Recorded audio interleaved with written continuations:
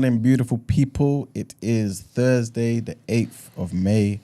Welcome to TDA, the day after your favorite news platform and the home of popular culture as defined by you guys, the culture. And like we are every blessed day, we are hosted by the very, very, very best.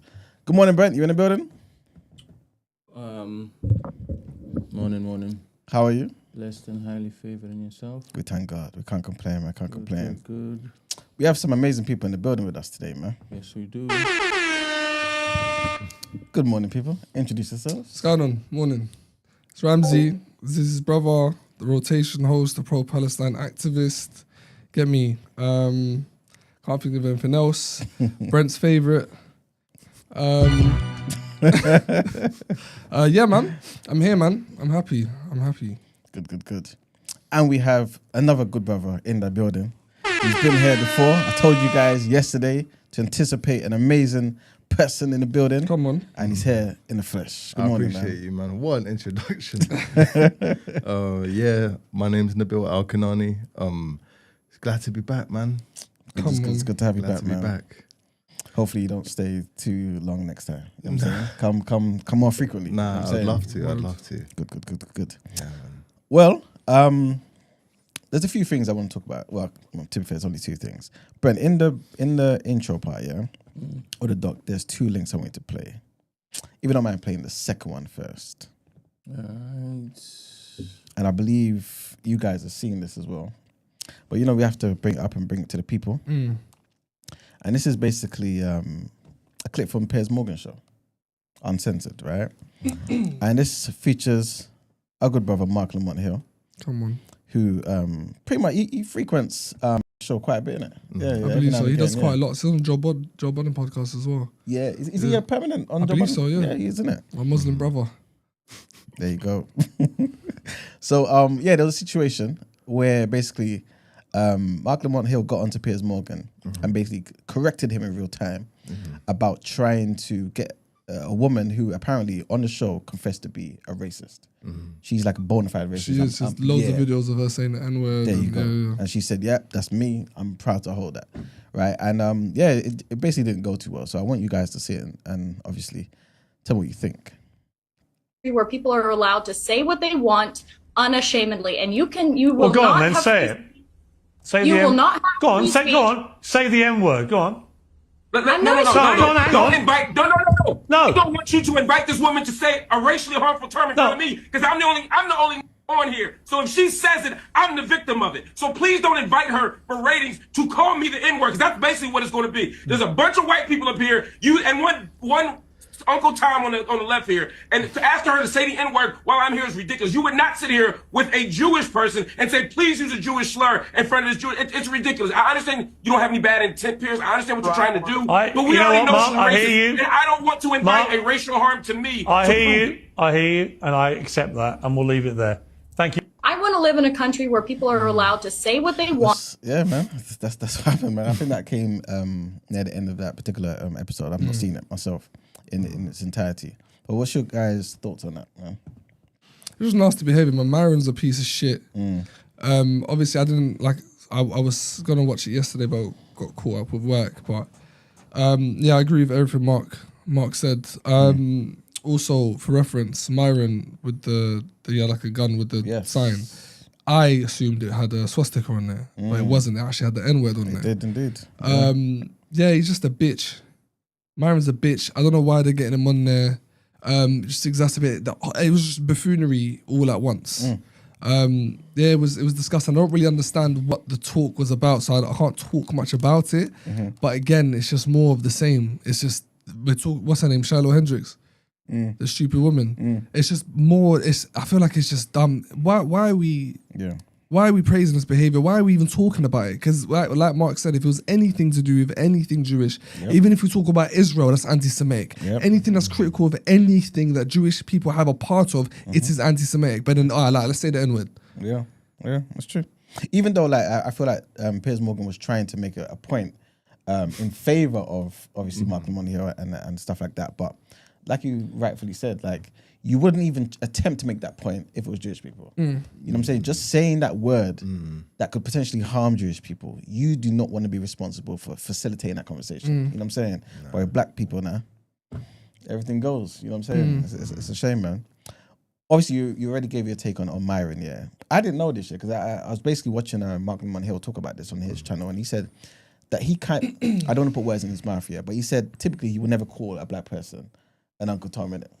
Because obviously the connotations, and he doesn't believe, and I think, to be fair, all of us should kind of have the sentiment, right? That just because somebody disagrees with you and they hold maybe a conservative view or more right view, you just render them an Uncle Tom or a Salah or Coconut or whatever it may be.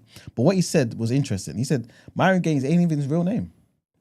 That's not his name. He's adopted a name that one would kind of associate with being an African American. Okay. But he's not African American. Yeah. He's actually from Sudan. No way. Yeah, and came to America, adopted this name. Yeah. And now it's almost like, okay, because a black person who's African American can say these negative things about black people in America, it's okay. But really, one could see him as a plant. You know what I'm saying? Because you've just co-opted everything, acting like you're amongst the people, and you know what I mean? Like, because you now have, I guess, sanctuary to be able to say these particular things. You know what I'm saying? And now you're doing it. So I'm really happy that you brought it out, because we have in front of us somebody who's just out there doing the work of the white man, man. But let's not forget the other stuff he's done. The fact that he's capitalized off men's loneliness. The fact that he spoken about black women derogatorily, and that's me putting it lightly. All of that makes sense now. For many years. Attacked black women for so long. He's just a piece of shit in every way, form. He's called black other YouTube creators black apes, monkey. He dressed up in the KKK uniform. He's done the Nazi salute. He's berated other YouTube, I think Abba and Preach. He called he called Preach. I think he called him like an ape or a gorilla, and then went to like imitate a gorilla alongside other far right YouTubers or whatever you call them nowadays. And yeah, everything he's done since his inception of the show has just been disgusting. He's the dumbest, nastiest person on the internet. It's a shame. Brent, someone's caught up. Completely agree with you there, brothers. Morning, goddess. What's going on? Morning, goddess. Morning, everyone. Good rising, everyone. How Big are you, up man? the Arsenal fans too. But yeah, I'm good. Thank I you know you meant that for ill will, but I took that for good, bro. Nah, man, no ill will, man. Apart from that Myron brother, man, he's a piece of shit, like Rams already said, man. Like real talk, man. I can't stand the guy. They literally placed him just to counteract anything about black people. And these times he doesn't even see himself as a black people, because most Americans, or shall I say the MAGA supporters, see him as like any of us, any other black person. And what my man confirmed, basically, like he calls himself African American, but he's the same African American as Elon Musk is. Yeah. So anyway, waste, man. Putting it lightly as well, because the way I want to swear. But I'm trying to I know. I can hear the passion, brother. It's a damn shame. And Piers, man, you know what Piers is on. He wanted to make a point, but not on that, man. For a fact, we know if he was a Jewish person, he wouldn't even attempt, bro.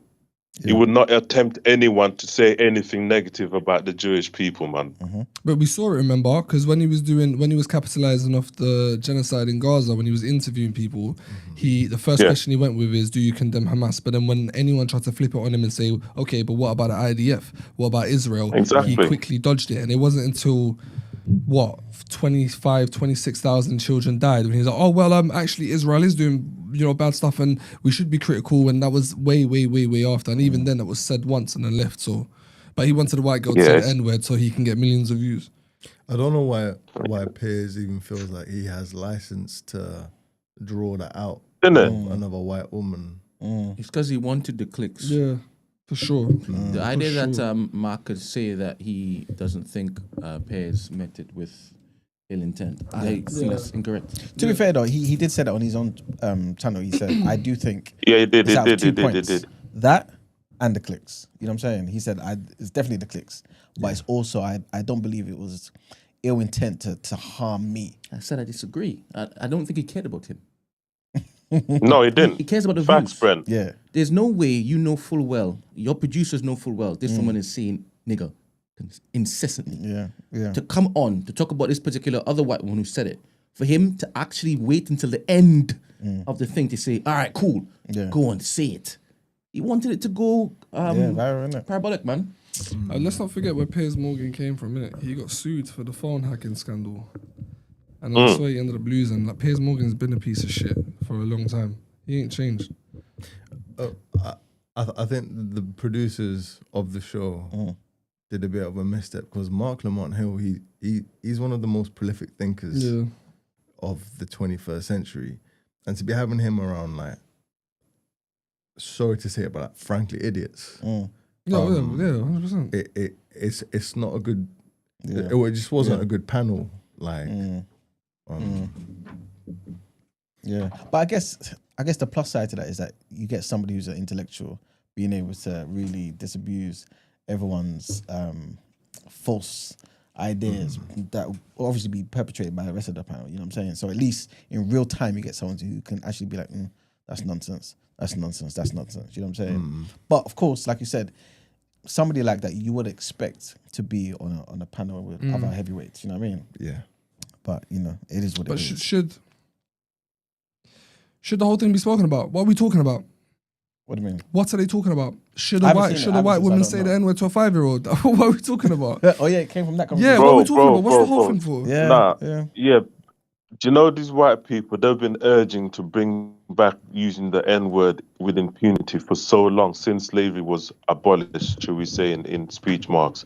Like, they're itching. Like, a lot of them think that, I don't know what it is with them, man. It has to be some kind of, I don't know, cognitive dissonance going on or something. Like, for them to fathom or want to actually use the word. Why would you want to use a negative word like that? Because you know why? Because they don't see us human. They want to bring things back. 100%. And also just to slightly divert, have you guys been watching or do you know of The Handmaid's Tale? No. No, I've not seen that. Yeah. No. It's a show, right, on Netflix. Brother? Yeah. Yes, yeah. It touches on rights and bringing back things back to religion and religion running shit with impunity and, you know, men doing the most fuckery things. And 9 times out of 10, the white woman is not behind it, but pushing for the fuckery. And I say that to say, like, we're not too far from Handmaid's Tale in how Trump is leading the American administration. Hence, we're seeing more people, like in its prominent shows, trying to push for black people to be seen negatively all around the world. There's no way in hell we should be talking about or encouraging anyone to say the N-word on live TV, on a popular one to say the least. It's not even like Piers Morgan is some idiot person who don't get views, no one listens to him, whatever. This is a big prominent guy. Anything he mostly does goes worldwide and most white people watch it. And for them to sanction, for him to encourage with impunity, for someone to live and say, end the word, you can say whatever. Yeah, you can say whatever you want, but there's consequences. They're literally trying to remove consequences of being negative to black people all around the world. And it's happening before our eyes.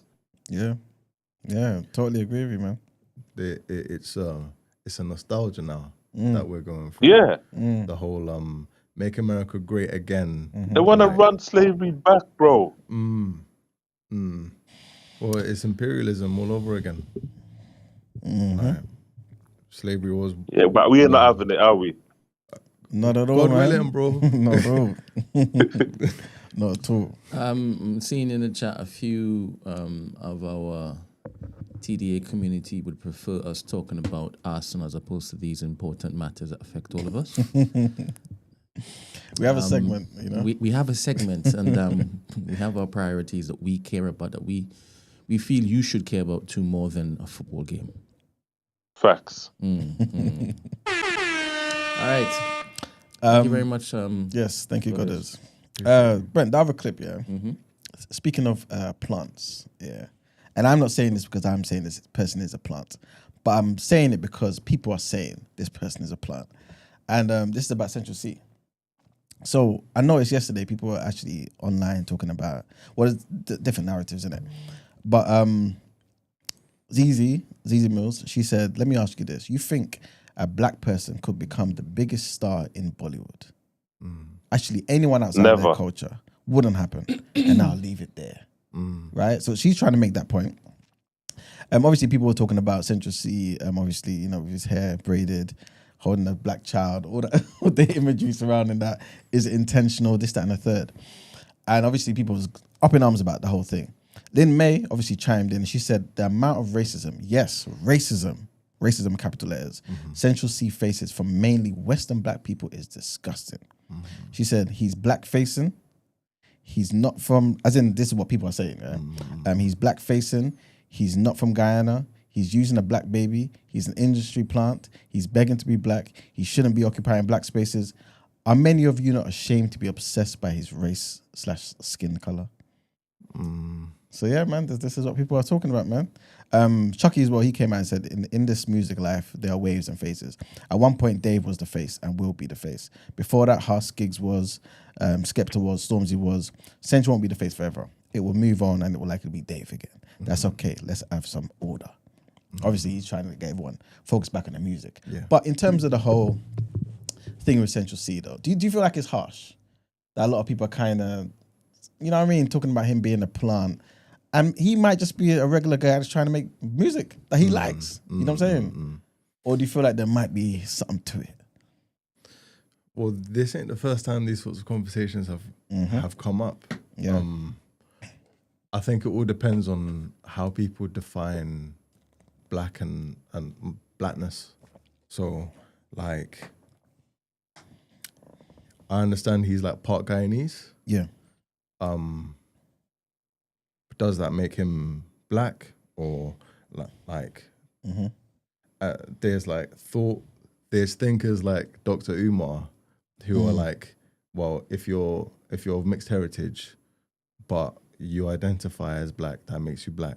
The thing is, race doesn't have any biological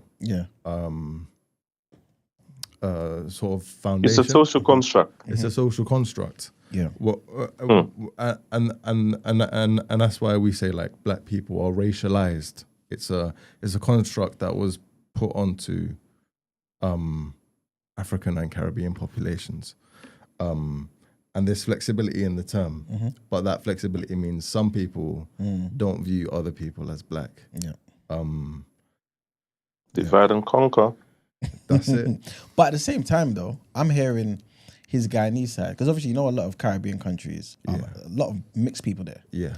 And I'm hearing, and even people who are not even mixed, maybe Chinese, Jamaican, or Chinese, whatever it may be. Yeah. And I'm hearing his Guyanese side is Chinese Guyanese. Okay. So there's no black anywhere. Do you know what I'm saying? That's what I'm hearing anyway. And obviously the other side, I'm assuming is white or whatever. I'm not too sure. So I think this is what people are, maybe why people are saying certain things. You know what I'm saying? I think Pris even mentioned it now. She said he's not black. He may be Caribbean, but that doesn't automatically make him black. Yeah, 100%. Of course not. But yeah, that's what I've heard before. Yeah. That he's Chinese Guyanese. Yeah. You know what I'm saying? So he ain't black at all, man. Okay. At least this is what I'm hearing. I don't know how true that is. Okay. He's not black at all. There you go. There you go. Has he ever addressed all I want to say, big up ZZ Mills. She got it spot on there. As for Lynn, she's talking BS. But I say that to say, racism to me, I don't know about you, man, but racism to me is when you have prejudice and you have power. Generally speaking, in the world, globally, black people don't have much power to affect any other racial groups, yeah? Therefore, we can be prejudiced. And so a lot of people are just expressing their prejudice towards Central C, which is fair enough, but we don't really have power to negatively impact or affect him, because do you know who holds the power in the music industry? White people. Jews.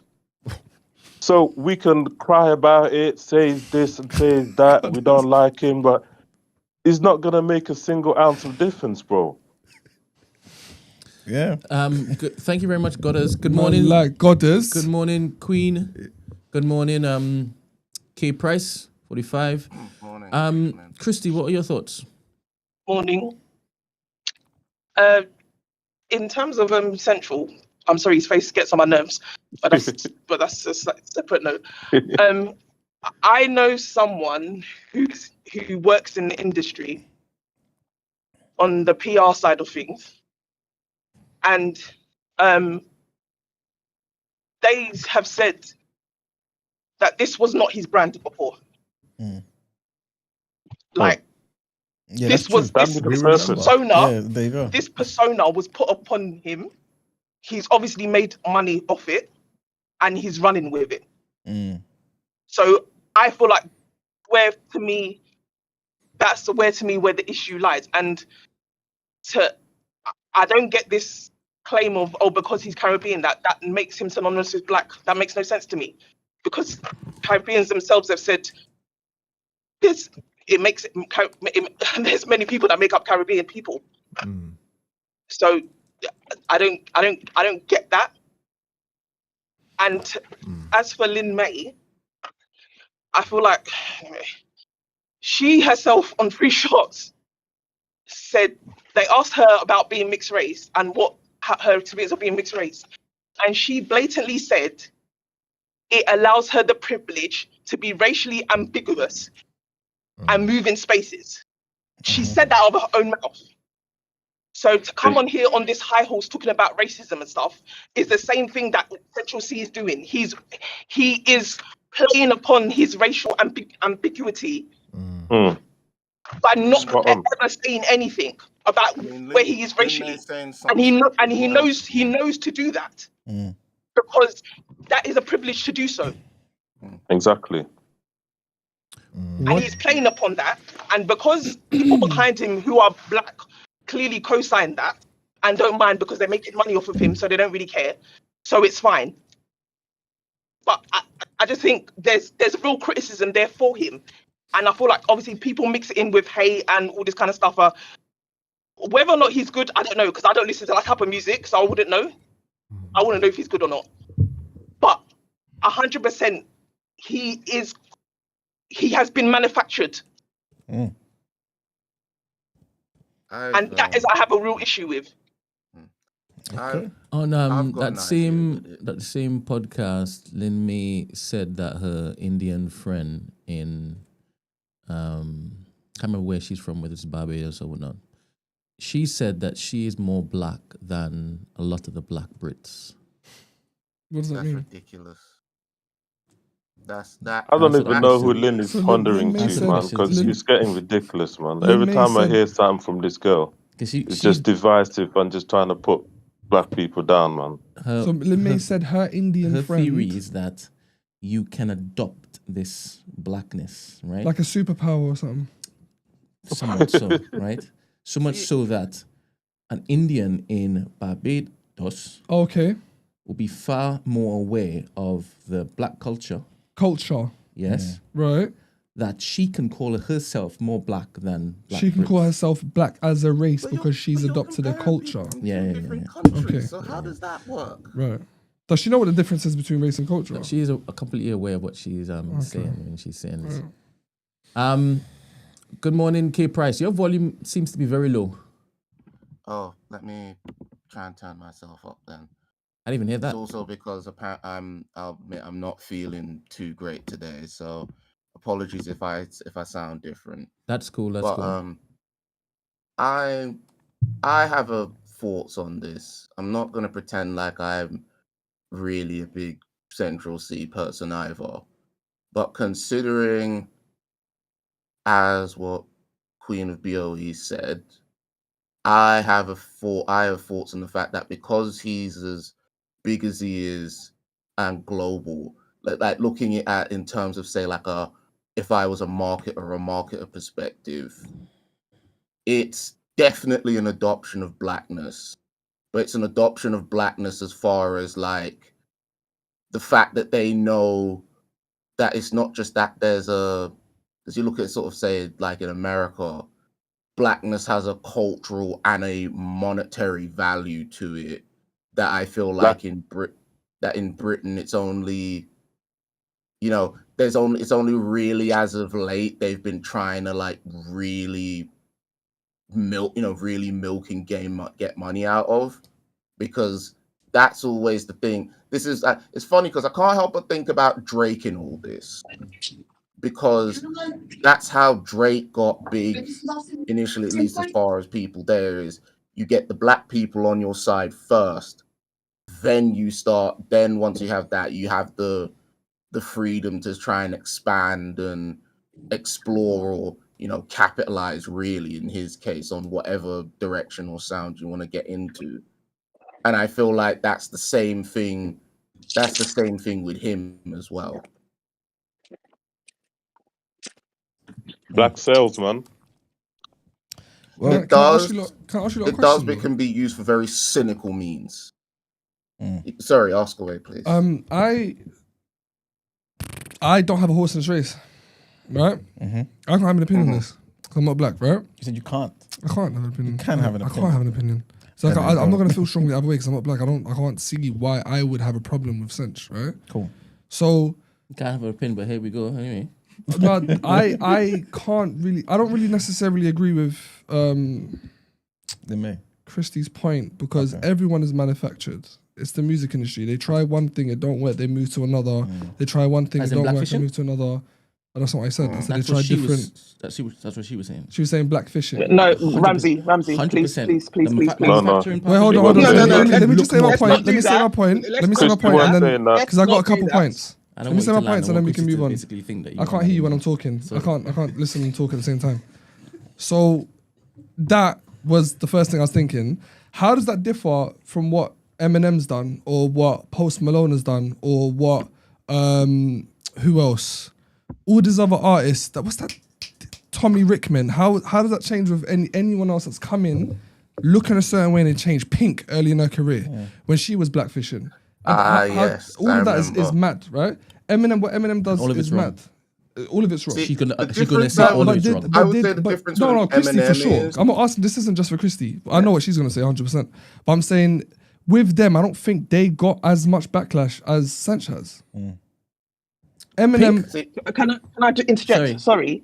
Chris, Did Let him Eminem talk, man. Eminem come out and say? Did Eminem come out and say that anytime he asked about his race, did he deny that he was white? I think that's Thank the you very difference. much. That's the No, main but he thing. did call. He false did Thank call. you. equivalency. That's the No, main no, No, but he did call no, someone but an N-word The though. false equivalency, man. No. But my point is, What's worse? was there a What's worse? Was there a conversation? Was there a conversation around him? It was blatant that he was white. Right. There wasn't any racial ambiguity going on, and he's. I'm not even capable of please because I don't give a heck about Eminem, but from where he's from in Detroit and all that kind of stuff. Yeah. But it was a matter of fact that he was white, a rapper who grew up in doing all whatever. Central C. It's not the same thing. It's not the same thing. And again, I'm not an advocate for white rappers exactly either. what I So said. let's be clear. So, that to use that point against Central C, no. And how was Eminem manufactured? Eminem wasn't manufactured. But when him wearing a do-rag and stuff is all right. I'm only asking the questions. That's what I'm doing. I'm asking. I'm not saying how you should feel or how anyone should feel. Was What I'm doing is asking questions. Eminem doing in braids? Huh? Whereas before he was he? He had like in the punk rock? Latino hair. No. Was he a goth before, and then all of a sudden started adorning the do-rags? Wait, who a goth before? Hold on. Eminem. Eminem never had braids, bro. So braids is I can't lie, braids is the issue. The cane rose is that added with having the child in his arm and the guy in his flag. See, like we have to factor difference all with- of these. And difference you with don't consider him Eminem black. is- Well, one second, fine. guys. So he's definitely not black. I haven't done no research into his history. I can't lie, Ramsey. You are doing the work of the people that like to cause this kind of discourse. What, by No, he's asking asking the questions? I can't lie. But no, because you are throwing that in to make it seem like this is what they will use it as an example for Central C to back Central C's point. I asked. To be All like, I did was yeah, ask it's fine. questions. Who's backing who? I said I ain't got No, horse but in this I'm race. saying that's those kind of questions lends to the but it's fine. No, it doesn't. I'm asking what his heritage is. What's going on? Where? 100% does. Because you just said everybody's manufactured the music. You said, it That's doesn't. a fact. Manufactured. That's a fact. In the music industry, everyone's manufactured. Not everybody's manufactured. No. Not in the way she's suggesting. No. All right. No, they're not. I just wanted to say the difference. Speak your mind. The difference I would say with Eminem is Eminem came up at a time when if you were a white rapper and you wanted to really get anywhere, you needed to have the black cosign. And in his case, he got the best kind of black cosign because he had Dre. Yeah. So Eminem, sorry, say that again. Say that again. You had to have the black cosign. The cosign from a established or respected black artist in rap in order to like really get going. And in his case, he had Dre. Okay. And also, not to take anything away from him, Eminem is actually good. He's one of the sickest rappers out there. So forget all that. Eminem is actually, personally, he's a sick rapper. Yeah, but we're gonna divert the conversation if we go that way. Central C isn't rubbish. Yeah, that's gonna divert the conversation. I don't want to talk about musical ability. Rams, but you diverted it by mentioning Eminem, bro. No, I wasn't talking about the musical ability, Goddess. You're bringing up musical musical ability. You weren't talking about. So okay, so why is Eminem in this conversation? Because the two artists are completely different. All I did was ask the question. How they came up is different. Central C does stuff, and I've seen other artists, and currently other artists do stuff that isn't within their culture. Eminem should be one of them that you bring an example of. Pink is a better example, bro. Because of what she done early in her career. Yeah. Okay. Cool. Eminem said he came out white brother doing his thing, loves rap, he's good at it. Dre gave him the cosign, Aftermath, and he went off. False, bro. Last I heard on the blogs, bro, Central C ain't even giving his black brothers that came up with him a chance to get on. Okay, what? So Eminem done that, and then what does Sench do that's different to what Eminem's done? I don't follow Sench. I'm not a big Sench fan. No, Sench came. I'm gonna call it here. Denying his blackness. Should we say?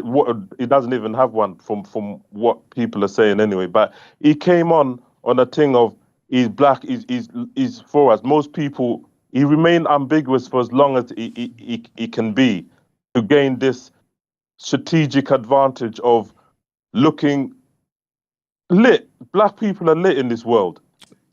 And the marketeers, the Jewish people behind him, they know this.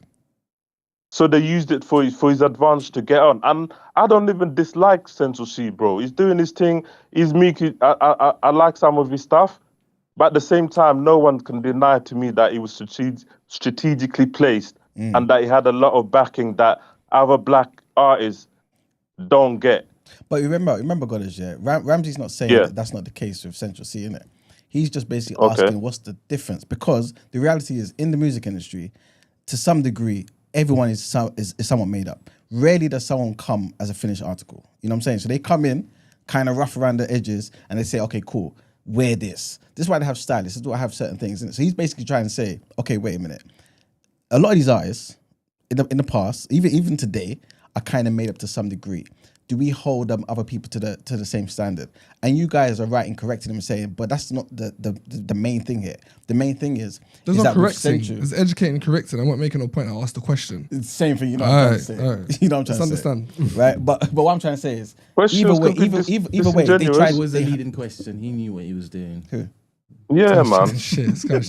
Anyway, the point I'm trying to make is, obviously they're highlighting to you that the difference is, the main key thing here is Central C presents as though he's black. Okay. You know what I'm saying? Yeah. That's the advantage. Everyone knew Eminem was white. Everyone knew Pink was white. Because of the ambiguity. Yes. Okay. And when asked about it, it's always, I'm Guyanese. Yeah, knowing everyone would think He dodged Guyanese, the question. Caribbean, black. You know what I'm saying? But really, you're if my research, there was no research. If what I'm hearing is correct, Right. the man's dad is Chinese, Guyanese. You know what I'm saying? There's no black inside. You get what I'm saying? So when you're seeing this, and if it is true, you're half Chinese, half whatever the other half is, and then you got the braids, then you got the tan, then you got the black baby, then you got everything that you would kind of see in black culture, you can't help but think, wait a minute. Plus, I heard that you look like a goth when you first come out doing music, and now you're doing this thing. What's going on there? And he was singing, mind you. And singing, you know what I'm saying? So it's like... So because of the ambiguity, it's a lot more of blackfishing, right? And the other stuff too. Okay, so if it was remove the ambiguity and it was just a white person, same shit. Kane Rose didn't do any of that. It's still bad, right? Yeah, but then no one would feel like this is a plant. You just feel like this is a white guy trying to be black. Post Malone. Didn't he have braids as well? Yeah, so Post Malone is a great example. There you go. And we can see them as what they are. That was not a proper example. But like, all right, let's play devil's advocate just for a moment. Angel's advocate. We don't like the devil here. I know. Holding a baby that... Was this at the gala? I think he's... okay. So at the gala, he was holding... I don't know whose baby it is. It might have been one of his brethrens, So let's give benefit of the doubt and say this is one of his nephews. Yeah. And like, cool. Like, does that mean anything? It just might mean like this is an uncle carrying who just so happens to be black. Okay. Yeah. So let's put that aside for a moment. The guy in his flag, he's from Guyana. So like, why wouldn't he want to represent and celebrate his family's presence in Guyana? Let's put that aside, benefit of the doubt. I think the thing that tips it over the edge that has struck this discourse is potentially the Kane Rose. Yeah. I don't think it sounds like it's more than that though. All of it it's together. More that. It's a mountain of evidence, yeah. bro, man. Come on. God, can I learn? What the fuck? God, give me that shit. You don't educate. Let me learn, brother. The Kane Rose, along with all of it together, is probably what struck a lot of the comments, and then triggered Lin May to say what she said. I agree with the brother who was on the phone earlier, where like she accused people of racism. Racism is not a tool that's within black communities because of... That's me. That said that. Yeah, I appreciate you for saying that, bro. But like my it's techie. It's techie, like maybe you shouldn't be talking about it as well. I acknowledge that. I'm not from. Why do people start doing that? What? It starts with shifty when it is that we say you can't talk about stuff. Can you give them the pass, please? It's not even that. Because it's a sensitive topic. I understand it's a sensitive topic for a lot of people. And like, but I understand it's a sensitive topic that doesn't involve me, which is why I don't like talking about it. If you're not seeing what we want you to say, hey, why are you talking about our business for? Do you understand? It's to shut you down. So if you want to contribute, say the stuff we want to hear. Oh, just say the stuff. But at the same time, but it's questions to be honest. Yeah, I don't know exactly. shit. I'm not ask shit. Leading questions. No, I was just gonna say there's questions, isn't it? You know what I'm saying? And every now and again, it's good to have these questions because then it gives us an opportunity to be like, no, this is the answer. This is the correct way to. You know what I'm saying? Yeah, I'm sorry, Ramsey, but Ramsey, that question did sound very, very leading. Disingenuous. Oh my God, this fucking sorry, Christy, go on. It comes across as you try to gaslight me to be like, no, gaslighting, Christy. That's not what it is. Gaslighting. No. You started well today. That's what people love to do. This is what people love to do, or others love to do when you're questioning, when you're trying to interrogate them on certain, and you're trying to pin them down, and then they'll be like, no, just say what you are.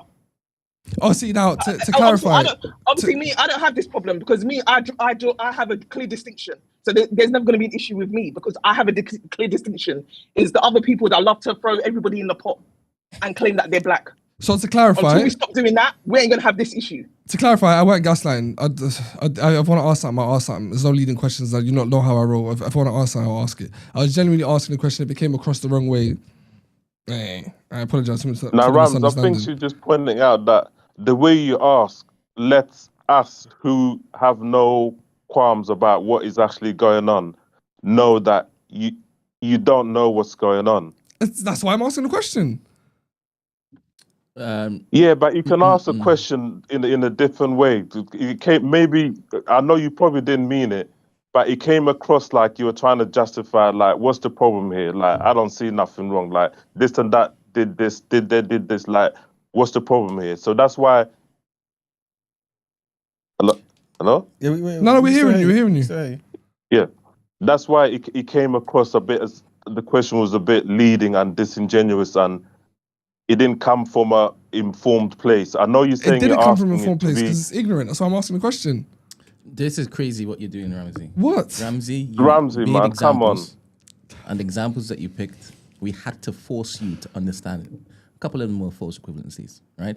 So you went back and forth a little bit. Yeah. Do you understand? So To get clarification. Don't go on to suggest as though you were naively, innocently, like naive to the point you were trying to basically push down this particular these airs of mine, because I was sitting in the room while you were doing it. Do you understand? I don't want you to start doing that to a black woman.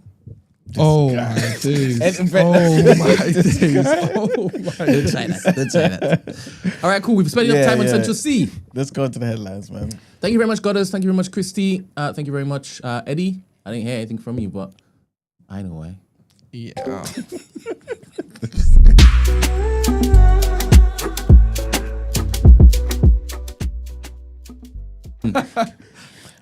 All right, people, our first headline. So, Delhi officials have claimed that Kemi Badenoch backed the controversial trade deal with India that exempts migrants from paying national insurance. The agreement was announced on Tuesday after 3 years of negotiations, only to be labelled two-tier by the Tory leader. But officials in Delhi told the Financial Times that Mrs. Badenoch had agreed on the principle of giving Indian employees the relief when she was a trade secretary in the last Tory government. One senior Indian official said it was amazing. It was on the table when she was trade secretary. Mrs. Badenoch hit back on X posting, fake news alert.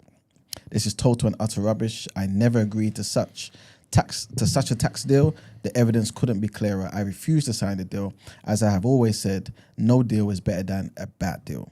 But Indian officials said that Britain offered Indian workers a 2-year NI carve-out while Mrs. Badenoch was in charge of trade talks, but India wanted a 4-year exemption. Obviously, you guys heard about the deal yesterday. We spoke about it with Keir Starmer, basically agreeing to a specialised deal just for Indian people, innit? That kind of, at least from their perspective, will benefit the UK and increase the GDP by at least 0.1% by 2030, I believe. Next headline, trigger warning on this one, people. Trigger warning. Pakistan's Prime Minister has vowed to take revenge for every drop, these are his words, for every drop of blood spilt by India in the worst clash for decades between the nuclear-armed neighbours. In a televised address to the nation, Shahbaz Sharif said a 7-year-old boy was amongst the 26 people killed in a series of Indian missile strikes overnight. Calling on Pakistanis to show courage, Mr. Sharif said, I promise that we will take revenge on every drop of blood of these victims. He said the Pakistani military had already given a reply from our side to them in an apparent threat of escalation. He also said 5 warplanes, once the pride of India, now lie in ashes. He said, asserting that the Pakistani Air Force had shot down 5 Indian fighter planes, including 3 French-made Rafales. He also claimed that it took only a few hours to bring the Indian military to its needs. Delhi has yet to provide an official response to the claims, and on Wednesday, a French intelligence source told CNN that one of these jets had indeed been downed during exchanges of fire. So Keir Starmer told Parliament that Britain was engaging urgently with both Commonwealth countries and encouraging dialogue as well as de-escalation. Donald Trump also chimed in and said, I want to see it stopped, and if I can do anything to help, I will be there. And our last headline, a report has found that police were too slow to stamp out deadly misinformation that fueled the riots that gripped Britain in the wake of the Southport knife rampage. Researchers said that there were at least 27 million impressions on social media posts wrongly stating or speculating that the alleged attacker was a Muslim, was a migrant, refugee, or a foreigner. His Majesty's Inspectorate of Constabulary and Fire and Rescue Services has called on social media companies, Ofcom, and the police to take quicker action to tackle false information in times of disorder. So Andy Cook, who's the head of the watchdog, said the force's chiefs should consider how to be more open with journalists from established mainstream media outlets about all major investigations to counter false information. He also spoke to journalists as the watchdog's second report on the policing response to the riots was established. And the report said that forces had not heeded recommendations given by the inspectorate in 2011 and in 2021 about intelligence relating to disorder, as well as dealing with social media. Damn shame. Basically, they're not doing anything. And that's it for the headlines, guys. Let's get into our topic of the day.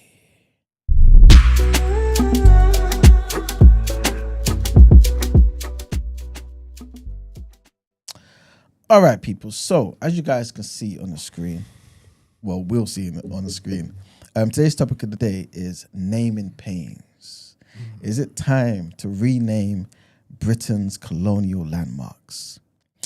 And this is an amazing project, an amazing work that's been put together. This campaign has been put together by our good brother, Nabil, who's in the building. And we're basically going to get into it, man. So, Nabil, tell us about naming pains, man. So, naming pains is a sort of book report that I pulled together back in. I got a whole character. So it's a critical exploration of imperial commemorations at Wembley Park today. That stands today. I used to work for Wembley Park. I no longer work for Wembley Park because of this very very reason. So if anyone don't know what Wembley Park is, it's in northwest London in Brent. Brent is a borough that has the second most diverse population in the UK. Oh, wow. I think we're second to Newham. Serious? I swear. Wow. There's like over 112 languages spoken in Northwest. Yeah. Northwest is a special place. Shout out anyone from Northwest. Yeah. Big up Northwest. So I grew up there. I'm from the Chalkhill estate right next to the Wembley Park development. And I got into development to understand how gentrification works and how to combat it. Yeah.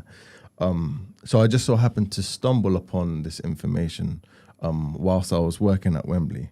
In short, I sort of, as the buildings were being constructed, I saw that the names of some of the buildings that were being built and the streets that surrounded these buildings were named after like international geographies.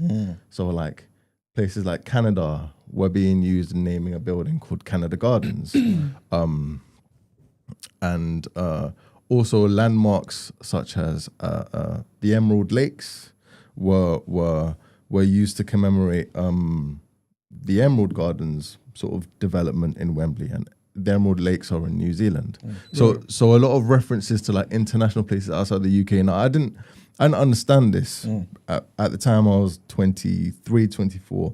I didn't understand the link to Wembley and the rest of the world. Like, so I asked a couple questions and I did a bit of research, and I understood that literally 100 years ago, there was an event at Wembley called the 1924 British Empire Exhibition. Yeah, which was similar to like Expo. It was a world exhibition that allowed Britain to showcase the exploits of empire. This was right before the decolonization period between the 1950s and the 1970s. This event took place after World War I and before World War II during the interwar period, where after World War I, the British public didn't quite understand why imperialism was necessary. And so this was a Crown-funded project to win back the public's confidence in the British imperial project. And it was, there's a whole history behind that event. It also happens to be Britain's most recent human zoo. There were 279 quote unquote colonial subjects put on display at Wembley. It was a ethnography at its finest. And this was 1924. 1924. Wow. And there were people from West Africa, sort of housed in caricatured versions of West African environments. The Royal Anthropological Society had a leaflet saying that, warning people, saying like, you know, when you go to Wembley, be careful. There are going to be colonial subjects that are on display to showcase their, like, quote, cultural, intellectual, and something else, inferiority. And it's all quoted in the book. It was quite traumatizing. Yeah, doing all the research and bringing it together. I think I've seen pictures of it. Yeah, but I mean, I'm describing an event that happened 100 years ago, and like, what's the relevance today? Well, there's approximately 23 buildings and street names at Wembley today that commemorates this specific event 100 years ago. Yeah, and it's nuts. It's nuts, and like, how would they commemorate it? Like what? So for example, earlier I mentioned this building, Canada Gardens, which is a luxury residential series of like flats, hella expensive as well. But it's made up of 7 towers. Okay, and each tower has a name. Yeah, like a family name. Yeah. Canada Gardens is geographically where the Canada Pavilion was.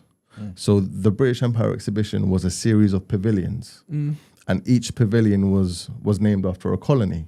So there was the Canada Pavilion, the Jamaica Pavilion, the India Pavilion, New Zealand Pavilion, Palestine Pavilion. Like all of the colonies under the British Empire had a building, and they were situated within Wembley Park. Canada Gardens today stands on where the Canada Pavilion was. And the 7 towers, each of which carry a family name, represents the family name of an artist, so a group of artists called the Group of 7, who were like the Beatles of landscape painting back in Canada 100 years ago. And they would paint these beautiful, lush depictions of the Canadian landscape, and they were famous for it. But they were complicit in colonial ideas of terra nullius, so a land without a people. So every single painting they drew of Canada had no people in it, and like they erased the Indigenous people of Canada in their art. And today Canadians it's an active discussion, sort of talking about how whack their ideas were, and how they supported British imperialism through their art. And so the residential towers are named after them. Yeah. And that's just one example. Yeah. And there's multiple examples across Wembley. I've spoken to the landowners, and I've tried to appeal to their better nature. How did that go? So, fair play to them. They said going forward, they won't name anything They don't want to else. deal with the logistics of changing names and going through documents and that. I costed it out for them. Really? And it came up to, this is 2019, 2020 figures. It would cost 160, 180,000 to rename the whole of the Wembley Park site, which is tuppence. It's nothing compared to how much they were spending on a daily basis. Yeah, for sure. And big developers have contingency pots. This is what it's there for. And they, Can I ask a question? Well, I had an initial question, but I can see in the chat, Inobo says, how do building names oppress you? Right? So I want you to answer that question, but with regards to how much you said it would cost, right, to change everything, would you rather prefer that money, for example, was given to maybe Wembley Council or the Borough Brent Council, to then do something for the people, and keep the name, or use that money to then change the names? What would be more significant to you? Okay, so I'm not going to impose what I think should happen. Yeah, but you're a native of course. But what ideally, I would argue that there's long-term benefit to removing these commemorations. Reason being is whenever a building name or a street name is referenced or spoken about or invoked in conversation, what we indirectly do is invoke a memory. Meet me at Canada Gardens, but like we're keeping the memory of Canada at the British Empire exhibition alive. We're keeping memories of Terra Nullius alive, and whether we consciously are affected by it is a whole other discussion. But unconsciously we are, because we're invoking a memory of supremacy, of imperialism, and that does something to us. I have a lot of Congolese neighbours in Chalk Hill. One of the streets in Wembley is called Watkin Road. Edward Watkin is commemorated on this road, and he was a railway engineer. He was a railway king. Built the Metropolitan line from Baker Street to Wembley Park. Fantastic engineer. But he was also complicit in the British India railway system for the East India Company, where they stole trillions from India. The same in Canada. He consulted the Grand Trunk railway system, but worst of all was he was a consultant for Leopold II, and he helped build the railway infrastructure in Belgian Congo. Wow. So like providing logistical support to the extraction of rubber, and supporting in the genocidal intent of Leopold II. He was knighted by Leopold II. Wow. It would be. So why would I want like the Congolese neighbors who I hold dear to me because they're my neighbors, they're my people, running through streets that commemorates someone who's celebrated for like terror, especially for them. So it's not an active oppression, but long term that does something to people. And as far as I'm concerned, this city belongs to us. Okay. Reason being, London would not be what it is if not for the wealth that supported its expansion from Hyde Park out to what's like Zone 4, Zone 5 London now. London would be a tiny little hamlet. So we do have a say in how the city is run, and what's remembered and what's commemorated and what's celebrated. Commemorations, as far as I'm concerned, is an act of celebration. Certain things belong in a museum. The Waffen SS HQ in Germany today is a museum called the Topography of Terror. That is how you remember something. But like there aren't street signs in Berlin that celebrate Hitler. Do you know what I mean? So why would Britain celebrate its atrocities? Atrocities. But is it more so like, all right, put it this way. If there were no Congolese people in that particular area, or if, for example, Watkins Road was, let's just say, in an area that no black person ever set foot in England, would it still matter to you, number one? And number two, if we don't know who these people are, even though I hear what you're saying, we kind of invoke the memory, right? Does it really have an effect on the goings on today? And I say that in this particular way, like if it was to change then, would that make a change in the people there? Do you get what I'm saying? And what would it kind of change to? No, so I fully hear what you're saying as well, because let's say we change the building names. That's not like gentrification ain't happening either. Yeah. It's not like now Wembley Park is going to be open for black people and all different types of people in London. It's still going to be very similar to what it is today. It's a new build development. It's bougie. It's high end. It's, what it does is it starts a conversation. Yeah. A conversation that Britain has been dodging for 50 years. Yeah. Yeah. Because once Britain can acknowledge the horrors of its empire, and we can get into public discourse around the sins of the father, we can better understand Britain's standing in the world and what Britain needs to atone for. Because every single time conversations of reparations come up, you know, there's no sorry, there's no apology. They're not even entertaining it. Yeah. So, you know, Britain's so big on like, lest we forget. Yeah.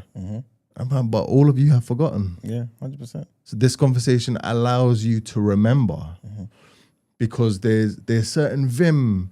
There's a vim that certain people carry, especially all those talk TV hosts. Yeah.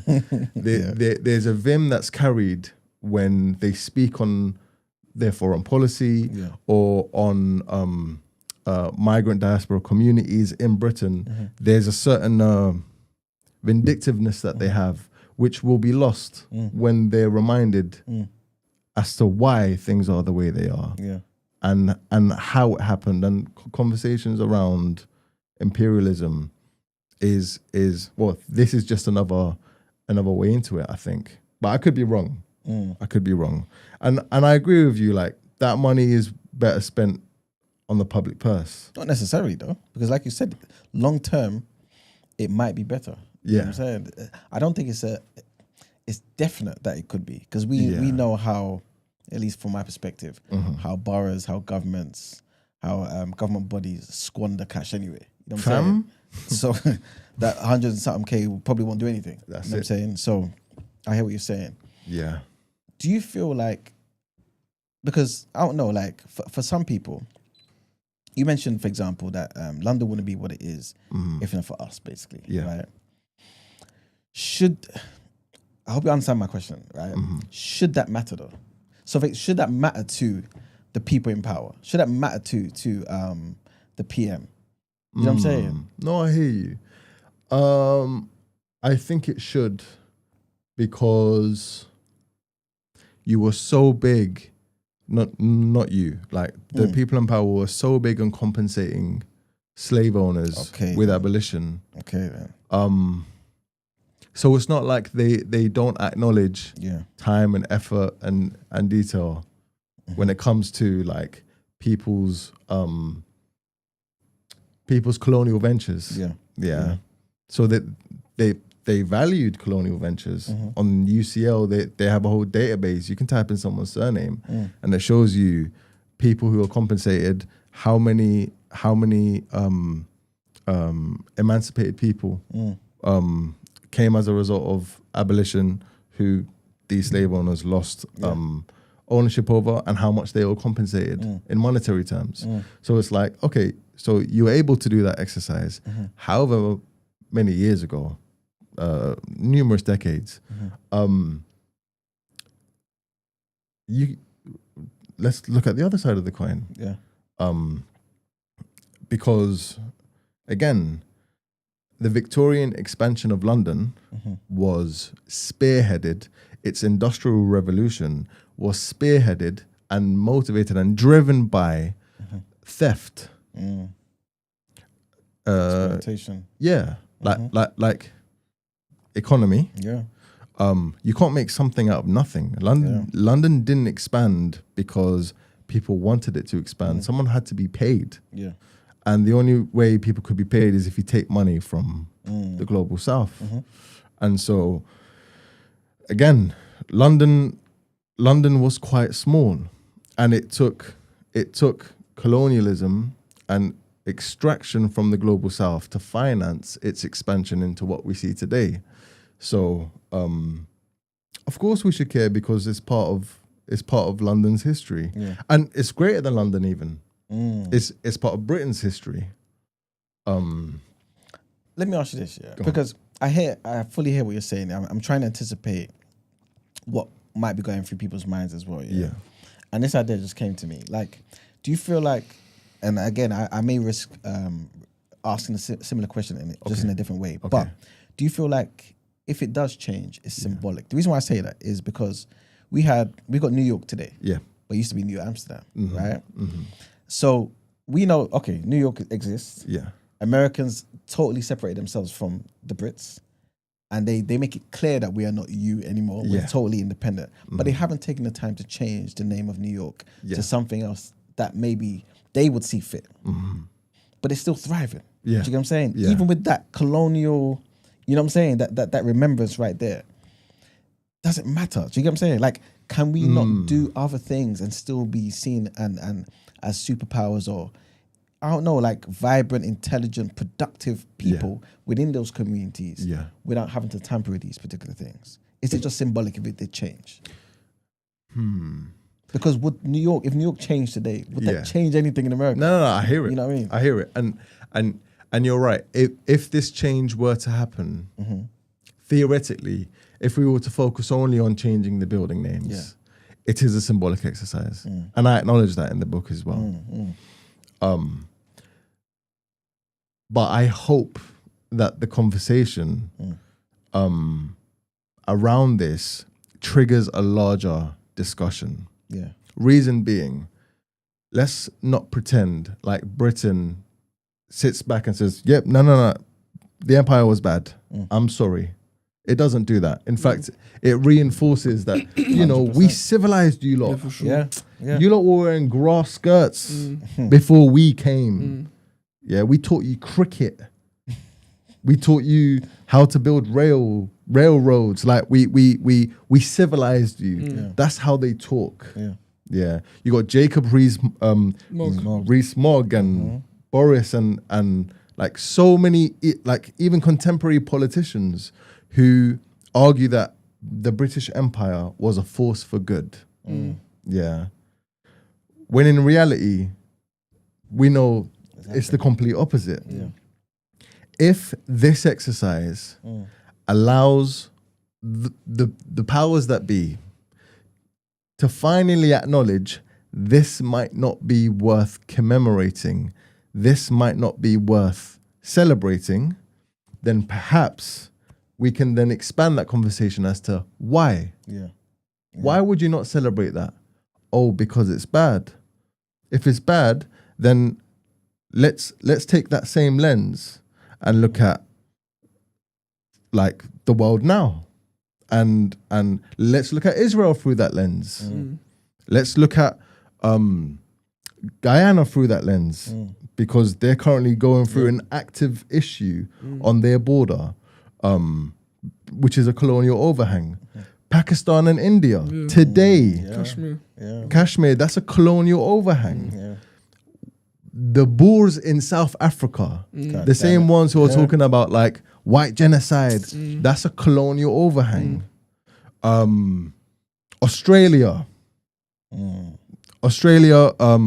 when they done the haka in Parliament because of a bill that would have impeded the rights of the indigenous people of Australia, that's a colonial overhang. So like the active issues today can be addressed if you take that lens of like, maybe this was bad, apply it to today's issues, and then we can reassess history.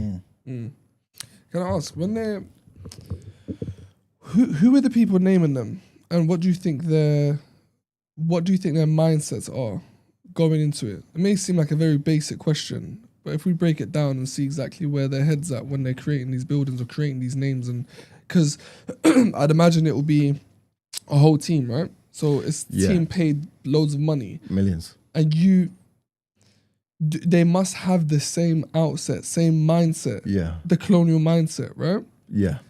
And how much of that do you think is conscious? How much of that do you think is, and if it's not entirely conscious, is it forced by someone else? Is it forced by the powers that be? Is it? Am I making sense of my question? No, I hear it.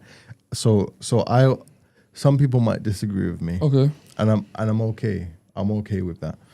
I believe in the inherent goodness of people. All people. Okay. Yeah. I don't think there was a room of individuals who sat around a table saying that we are going to intentionally commemorate British imperialism in this project that we're trying to build. Okay.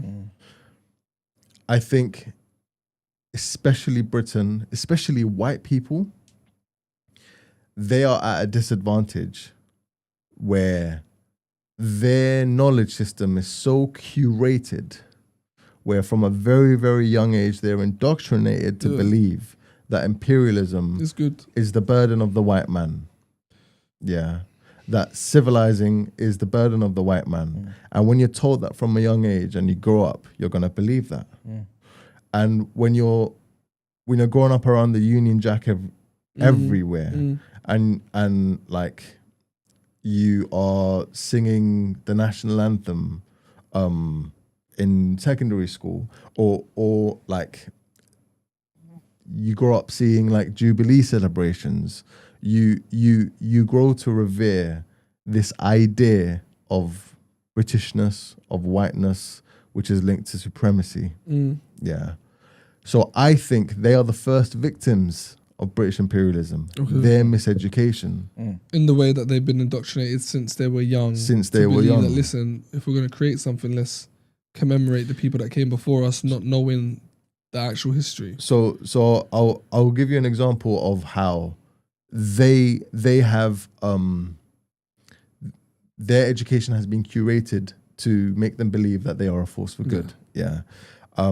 Between 1950s and 1970s, there was an operation ran by the British Imperial Office, Colonial Office, sorry, which is like an arm of today's MI6, or MI5 or the Secret Service. It was called Operation Legacy, and you can Google this. It came out from the woodwork of a lawsuit that was filed by Kenyan elders maybe 10, 15 years ago, who sued the British government for the Mau Mau uprising, which was a rebellion against the British Empire in Kenya, where like the British colonial officers basically killed numerous individuals in Kenya, but also it was like concentration camps. There are documentaries about this. And it was in that lawsuit, which recently came out, that they declassified some of the Secret Service information, and there's books about this, where between 1950s and 1970s, so the height of decolonization, in order to ensure that the crown didn't look bad and that the ex-colonies, now that they were claiming independence, couldn't prejudice the crown anymore, there was an instruction issued to all colonial officers to destroy any document that might show any prejudice on the part of the British Empire. So, or take them back to Britain. And there's a library in Milton Keynes, there's an archive in Milton Keynes where someone actively redacted those documents that were repatriated. Okay. And so, how can you remember when you've burnt all the evidence? Do you know what I mean? Which is why I'm very big on reminding them, because you make us wear poppies and say lest we forget, not remembering that the person who said lest we forget was Rudyard Kipling, who was the empire's poet, who was most famous not for the Jungle Book but for writing the poem The White Man's Burden, who, funnily enough, was the man that named all of the walkways at the 1924 British Empire exhibition. Wow. Do you know what I mean? Yeah. We know more about their history than they do. Yeah. And you chalk that down to just indoctrination because you see the best in people. You don't think there's no ill intent. I would say there's ill intent once you've been exposed to this information that Britain has made you forget, and you continue. I don't think, bro, like a lot of people in these positions feel like they are doing something right because they're not challenged. And so this is the challenge. This work is challenging the value that they place on imperial nostalgia.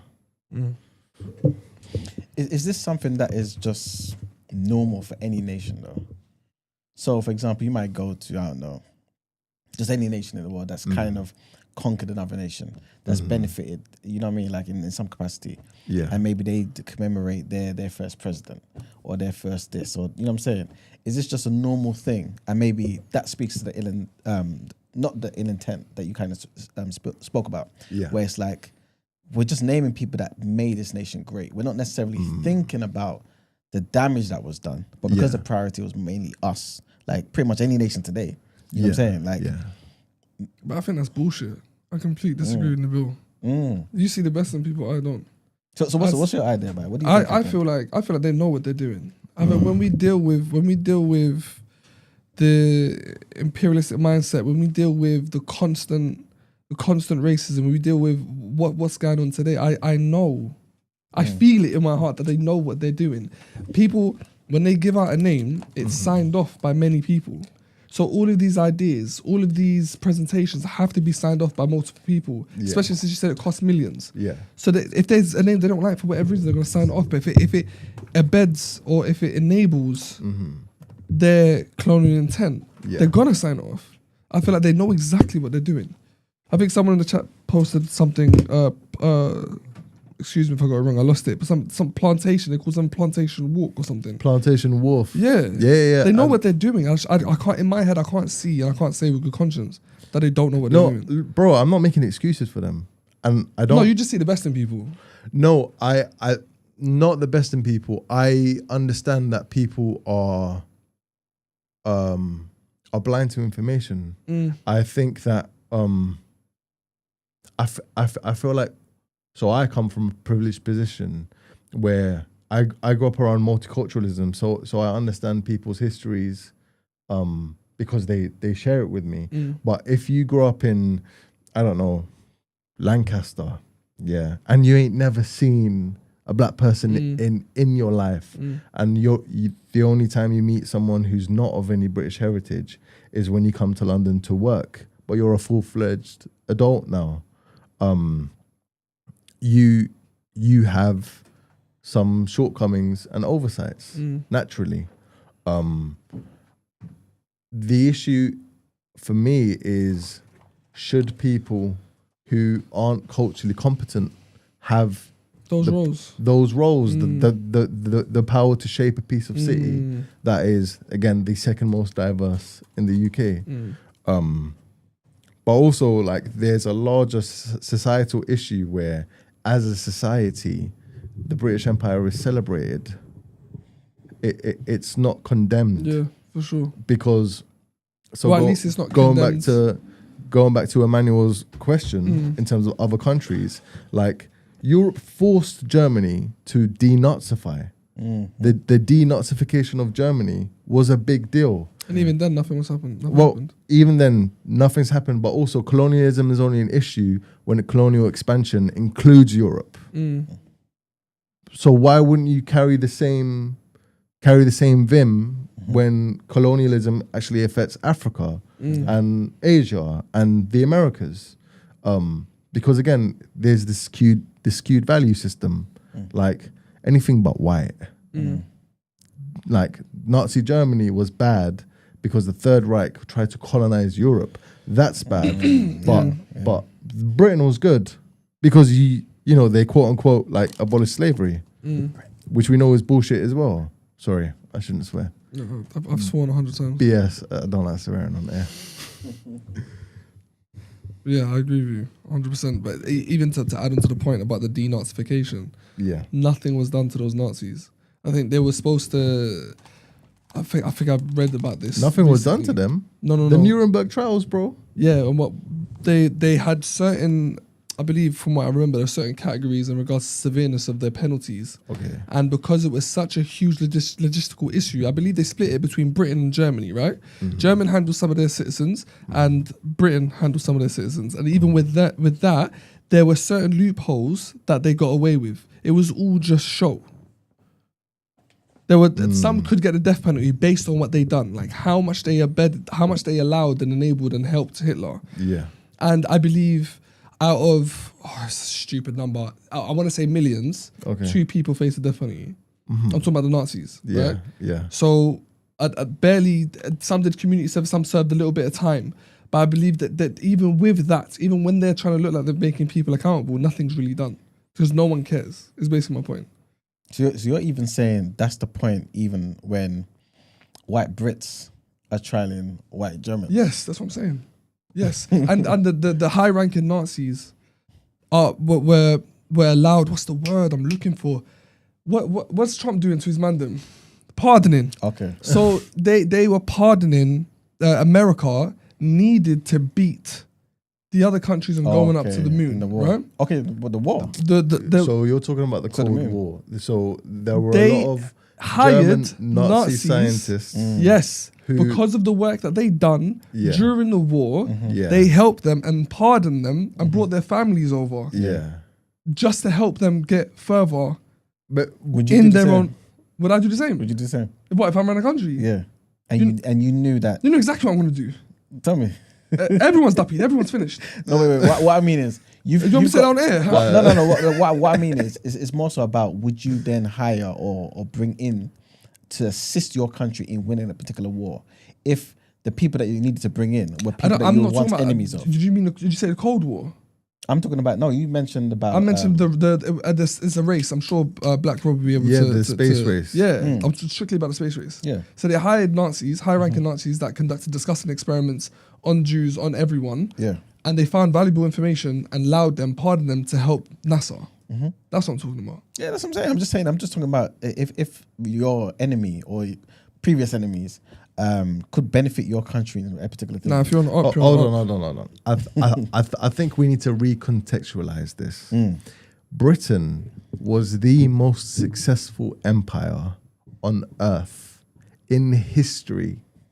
It conquered a third of geographical land and governed a fifth of the world's global population.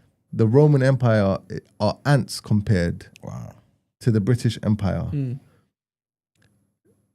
The damage that's been done, the wealth accumulated from British imperialism, I don't think is quite understood, because you're talking to Ramsey like if you started a country, Ramsistan, like would you would you behave the same way? And I'm like, he's starting from scratch. Yeah, like that's not even a question. We're talking about people who, like, fam, 10 million Congolese is a crazy number. Yeah. Yes. And Edward Watkin is celebrated. Like 50 is a crazy number. I think what we're all guilty of, every single one of us, is like dehumanizing numbers. Yeah. Britain does it best. And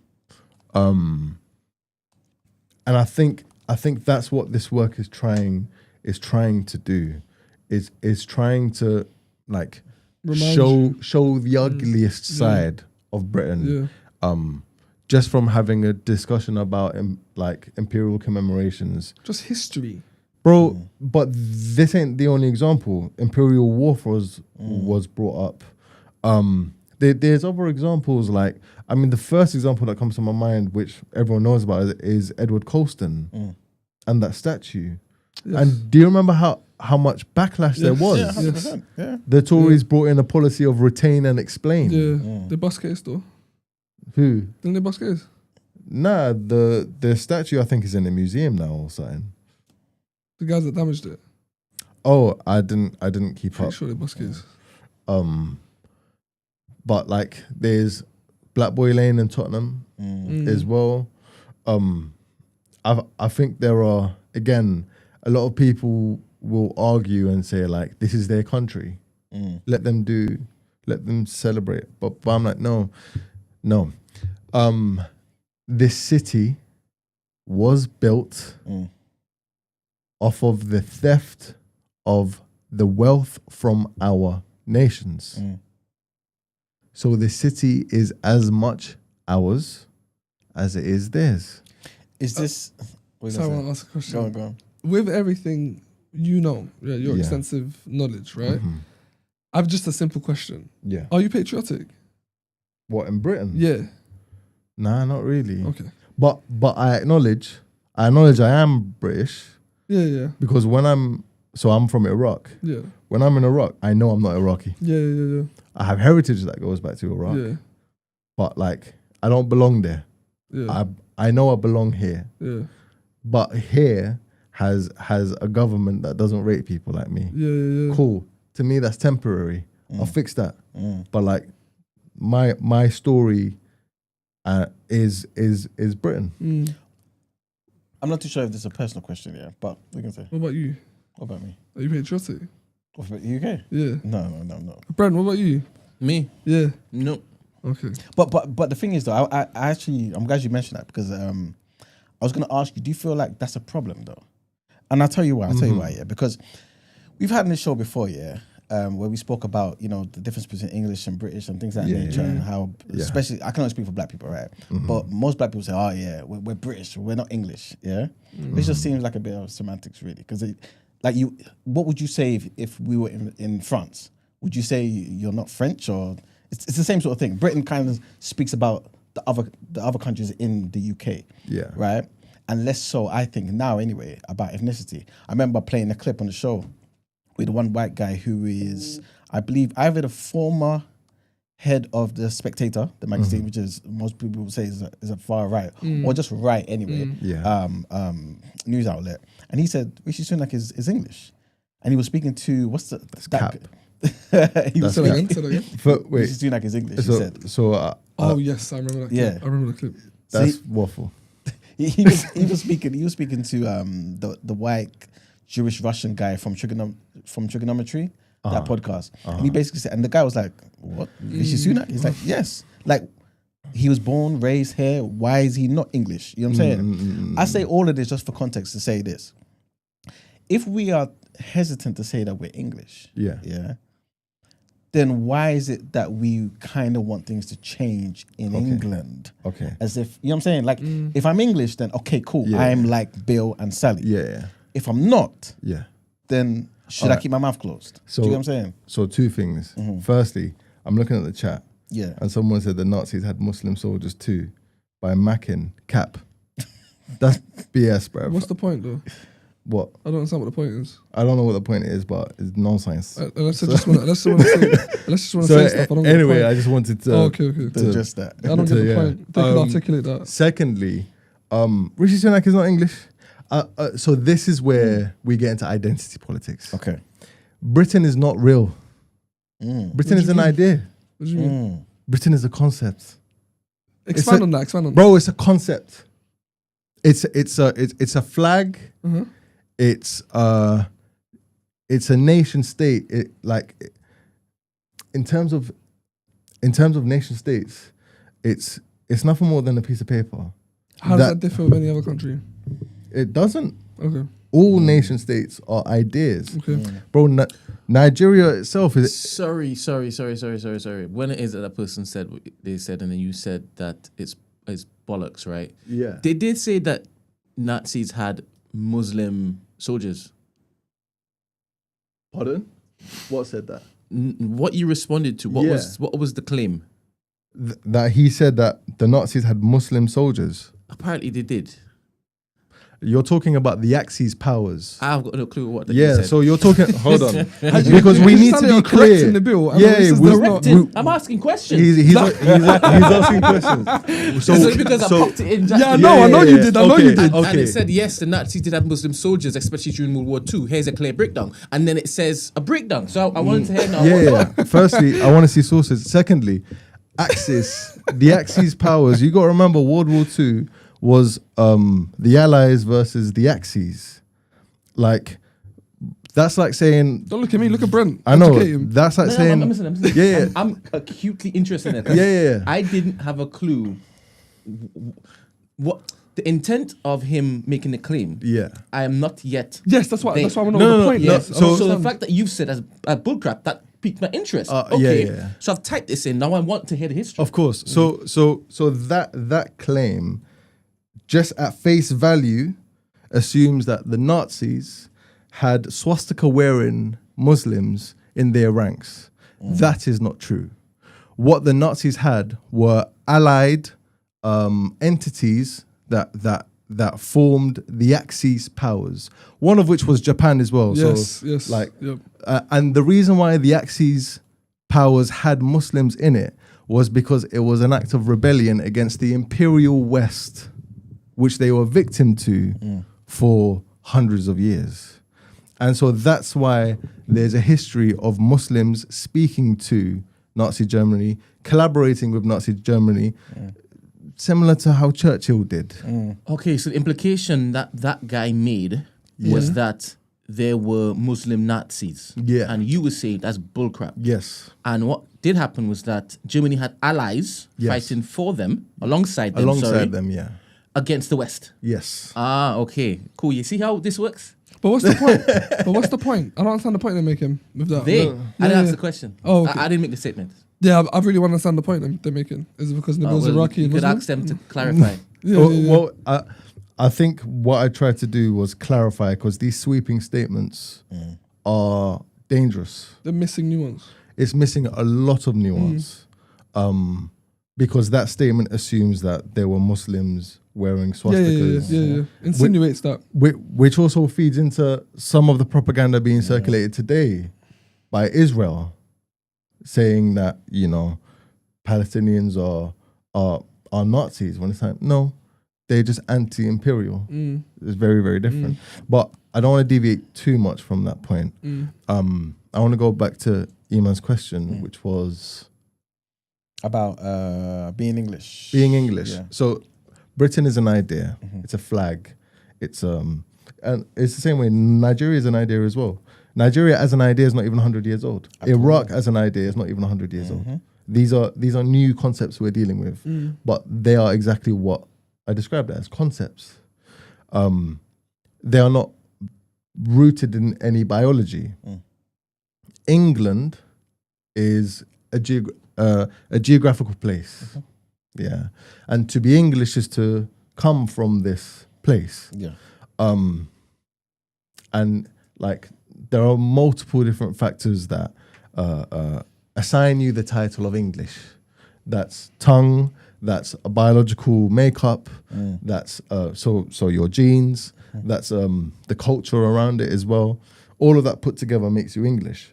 Now, if your biological makeup comes from India, just because you speak a tongue doesn't mean you are of its people.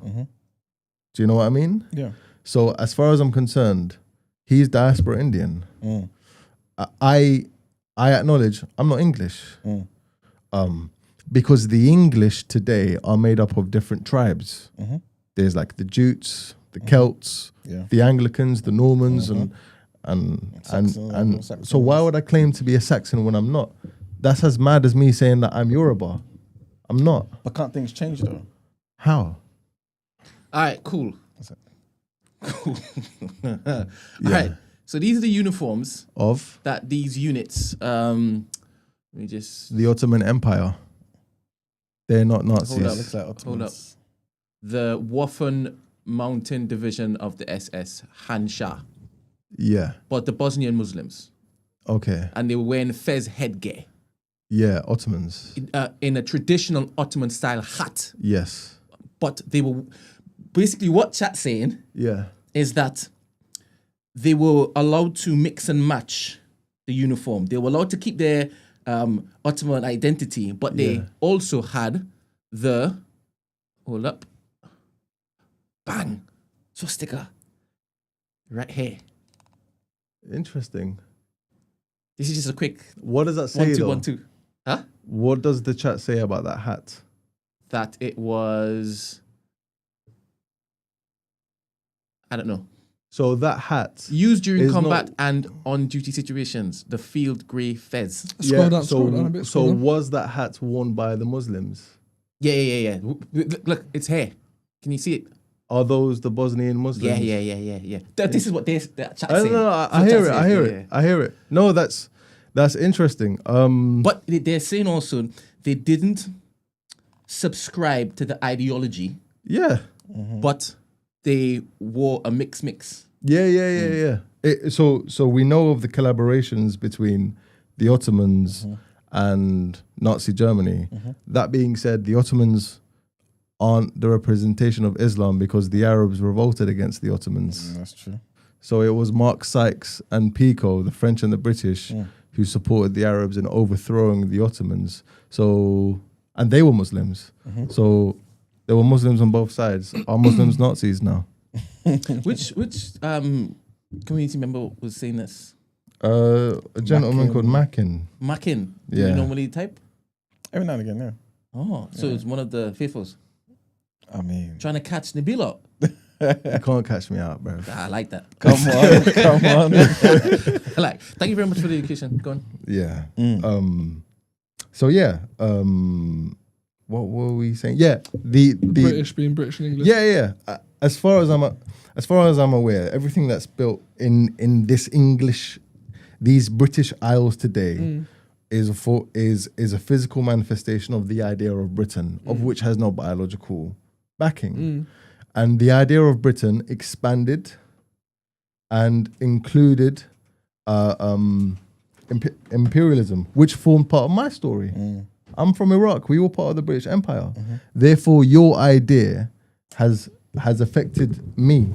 And therefore, I'm only here because you were there. And so, as far as I'm concerned, this idea of Britain is a shared idea now. Because of the actions of your fathers. And so I wouldn't die claiming Britain, but I will acknowledge Britain has had a part in my story. So when someone says, so you say you're English? Nah. So what do you say? I'm Arab, but I'm Arab. British. Okay. Iman. Yeah. What do you say? I'm a Yoruba man, Yoruba man. You know this. You know this. But the thing is, though, yeah, do you feel like it's somewhat of a cop-out for all of us, though? Because typically in other places around the world, there is no... It's cleaner. Yeah. It's way cleaner. You have a certain tribe that identifies as a certain population, and this nation is for this population. I hear it. But what I'm trying to say is, though, is it one of those things where, like, other parts of the world, there is no Britain. There is no, I guess... or there isn't many Britons. Conglomerate of maybe 4 or 5 countries that have their own name, for example. And this is why I gave the example of if we were all in France, what would we be called? Because all of us would say we're French, right? Yeah. If we're going to say we're British. Some of my cousins call themselves French. But you get what I'm saying, though? Yeah. Like if we are going to say we're British, are we not going to say that we're French? I think it's Or semantics. Okay. I think it's semantics. Okay. Because to France as an idea, to be a part of France is to be French. Okay. There isn't the distinction between English and Britain as in France. Do you know what I mean? But that's what I'm saying. Like, isn't that But what's that's their fault. allowing us to then say, okay, you know what, we'll be British, but we ain't claiming English. But really, it's the same thing. If, for example, today, England, Wales, Scotland, Ireland all disappeared, and we said, you know what, we're voting in one land, it's going to be called Britain.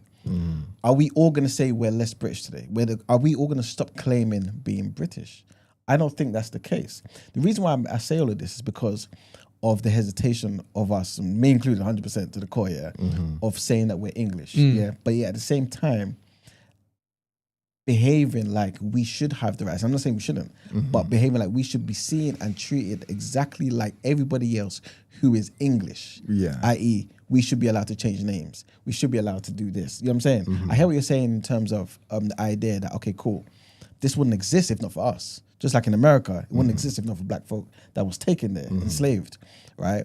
But it's still, at least over there, a lot of the black Americans say they are American. Do you get what I'm saying? They're saying, I'm African American, but I am as American as you.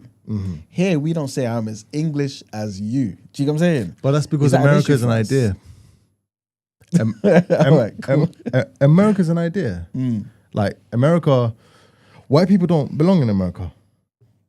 Like, they're European diaspora. Yeah, but America didn't exist. The America that's an idea, white people do belong to. The idea existed to include them and have it as theirs, isn't it? Yeah. Prior to that idea, 100% they shouldn't belong there, right? You know what I'm saying? I hear it. But it is here now, right? Yeah, and it's yeah. America, and all of these people exist there, multicultural and all that stuff. Yeah. And black people who have been there for the past 400 or 500 years are saying, I am as American as you. Do not try and make me out to be a second-class citizen. I'm this, that, and the third. You know what I'm saying? Latinos, people say the same. And I'm saying, okay, cool. Should we adopt the same sort of mentality here? If we really want to change things, if we really want to say, yo, okay, I can change this. This is mine, like it's yours, Sally, like it's yours, Bill. You know what I mean? So I understand what you're trying to say. Yeah. I struggle with so that thought system, and forgive me if I'm being presumptuous, sort of assumes that, well, if you're Nigerian, go back to Nigeria, that's where you belong. If you're Arab, go back to the Middle East, that's where you belong. And like, you're visitors here, we're guests here, sort of. I guess that would be the implication if we say that we are not English. Precisely. Yeah, exactly. So what I'm arguing is that perhaps one day we might be able to see a Britain that's white. You just got to give everything back. Give everything back, and you might have a white Britain, but you won't. Therefore, we're here. Because we're just... Why do you think we migrate? We migrate because of opportunity. Yeah. Opportunity comes as a result of economies. Economies are built off of cash, wealth. And wealth only exists on this cold island because it was transported here. Yeah. So as far as I'm concerned, until they're willing to part with what is rightfully ours, then we have a say and we belong here. And it's the same way African Americans feel. They built America. They built New York. They built Chicago. They built... So it's theirs. But by name, it's theirs too. Do you know what I'm saying? But like in name, it's theirs because I'm American. Do you get what I'm saying? Yeah. We struggle to say we are English. And I'm basically saying... We don't need to say we're English though. We can just say we're British. Is that good enough though? Do you want to be English? Absolutely not. Precisely. but the reason why I'm saying this... You can be Yoruba. Yeah, 100%. And British. Yeah. So because that doesn't to be British doesn't affect or has any implications on your heritage. Your heritage is your heritage. But to be British is to just play in this idea that exists now. This is exactly... So this is what I was trying to say. So it's almost like those of us who are British have been afforded this this area of this great area where semantics is allowed for us to claim it. Because if we were French, right, or all of us existed like we are, but in France, there isn't that thing, that shelter for us to say, you know what, we're this, but we're not French. Do you get what I'm saying? Because of how it makes us feel about being French. We would just say we're French, or we're Moroccan, we're Algerian, or we're from Burkina Faso. You know what I'm saying? So that's basically what I'm getting. And the reason why I'm saying this is because, like, I'll quote something. So even, by the way, guys, check out Nabil's website. There's so much important information there. And regarding naming pains, yeah, exactly.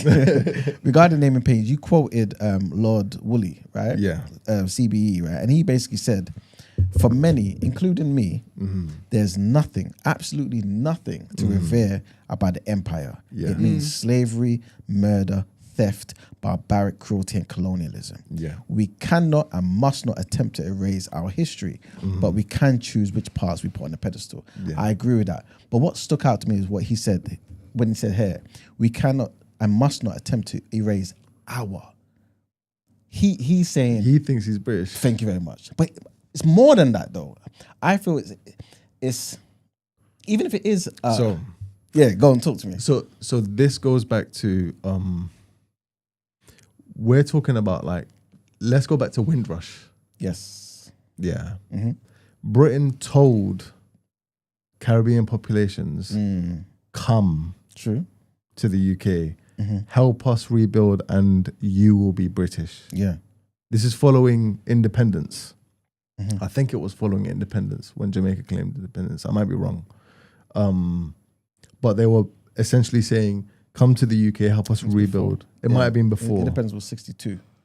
So, and 62. People started coming in the 50s and stuff. Yeah. So it was before, sorry.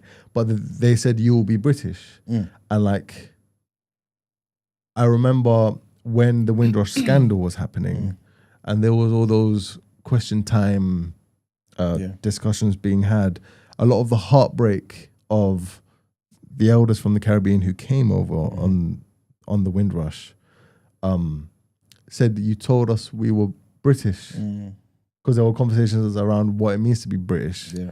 And like, I understand that. I fully get it, because Britain's an idea. It's a club. Yeah. You don't need to be white to be British. Yeah. And so they were told. But it helps. It's one of the most powerful passports on earth. But they were told that they would be British. And like, Lord Woolley comes from that. Comes from that school of thought. There's emerging thought coming out today where people are not claiming that they will ever be British, but then like, but you were born here, you were educated here, like the food you eat, the music you consume, like they're all products of Britain.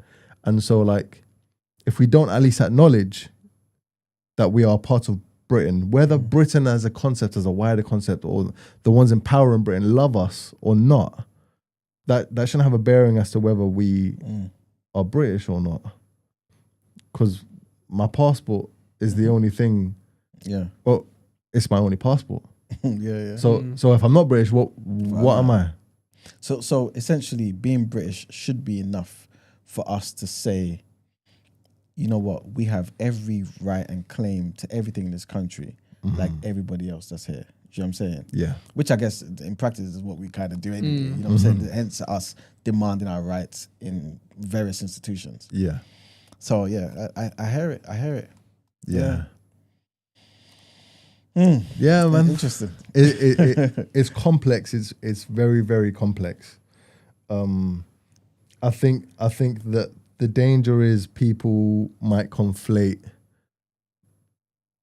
British with indigenous English identities, and we have to acknowledge that it's not real. It's actually an idea. Yeah. Even Iraq is an idea where I'm from.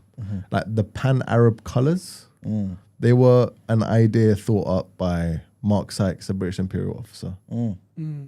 Like the Arab Revolution flag when we revolted against the Ottoman Empire was a flag designed by Mark Sykes, and it had the red,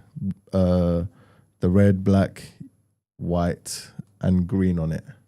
And all the Arab states, as a result of that revolution, adopted the colors and made their own flag. But like, nation states are a new idea. Borders are a new idea. They're not 100 years old. Passports, they're all. And I think if we even Trump said it. Trump was talking to Canada, the PM of Canada, and he was like, these borders, they don't mean anything anyway. Like, join America. Yeah. So like, I think we need to stop giving credit to old colonial ideas. But yeah, maybe I'm delusional, bruv. No, not at all, man. I think that's how change occurs, man. Where the delusional amongst us, you know what I mean, push forward with those ideas and it becomes a reality for the good of everyone else. Okay, so I keep getting drawn out by this person in the chat. Mackin said the British Empire was inspired by the caste systems and the uninterrupted Arab slave trade, which was a success. Again, I need to caveat that sweeping statements like that are quite dangerous. And I'm not making excuses for the Arab slave trade. I acknowledge that was horrible, but that's not something that I had a part in. And in terms of thought, slavery is not something I condone at all. But to say that statement almost assumes that the Arabs partook in chattel slavery, which the British Empire was complicit in. The Arab slave trade is starkly different in terms of its rules and regulations compared to the British chattel system. Like, and again, I'm not making excuses, but you can't compare the two. They're quite different systems. And it was the Arab slave trade wasn't sort of a sole entity in itself in the region.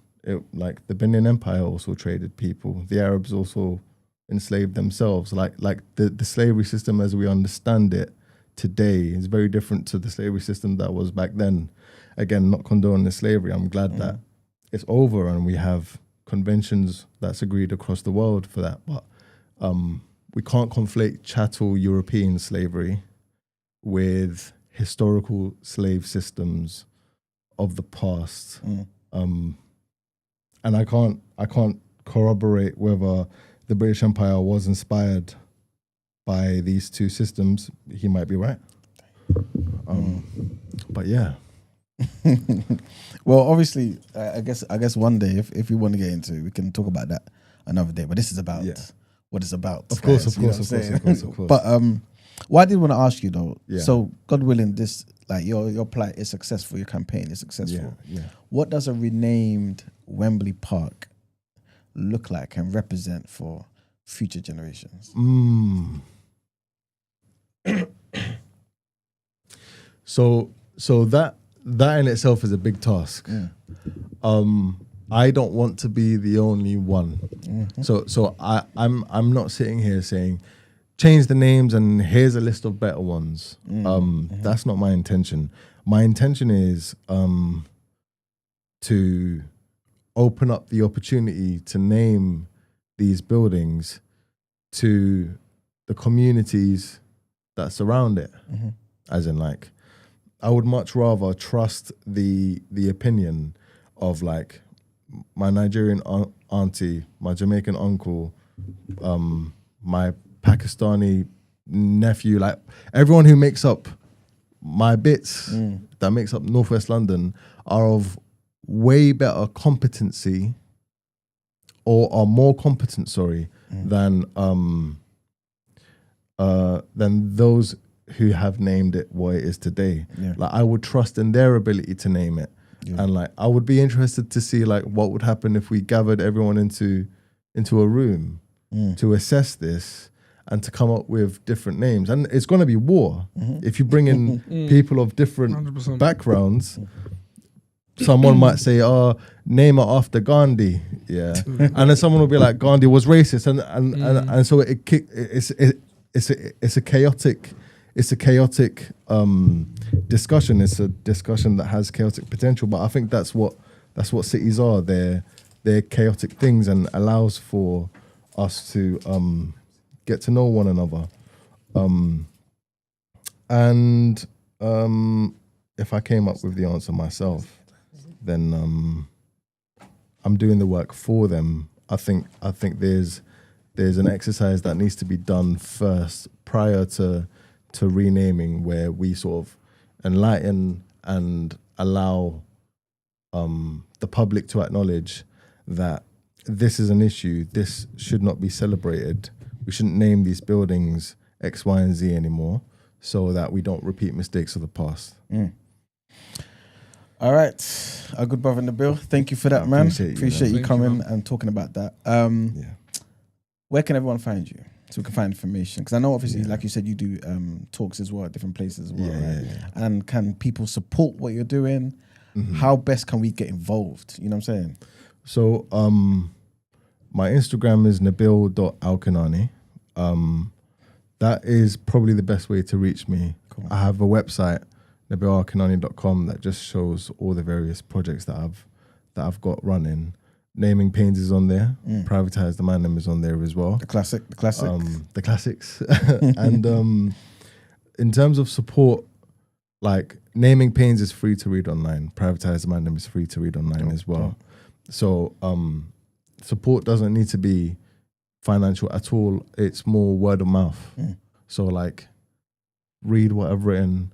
If it resonates with you, pass it on. Advocacy is the most valuable thing for me. And yeah, that's if people want to get in touch with me as well, like I'm open to discussions. For Privatize the Man Them, I've got the privatization line that people can hit up. For Naming Pains, people can email me.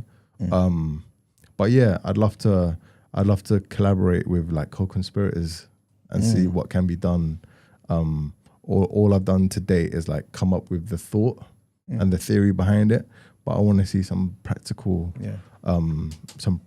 changes, some real life activities. So if people have any ideas, like I'm so down to chop it up with them and talk. Sick. Once again, appreciate you, man. And everybody, man, please check out Nabil's website.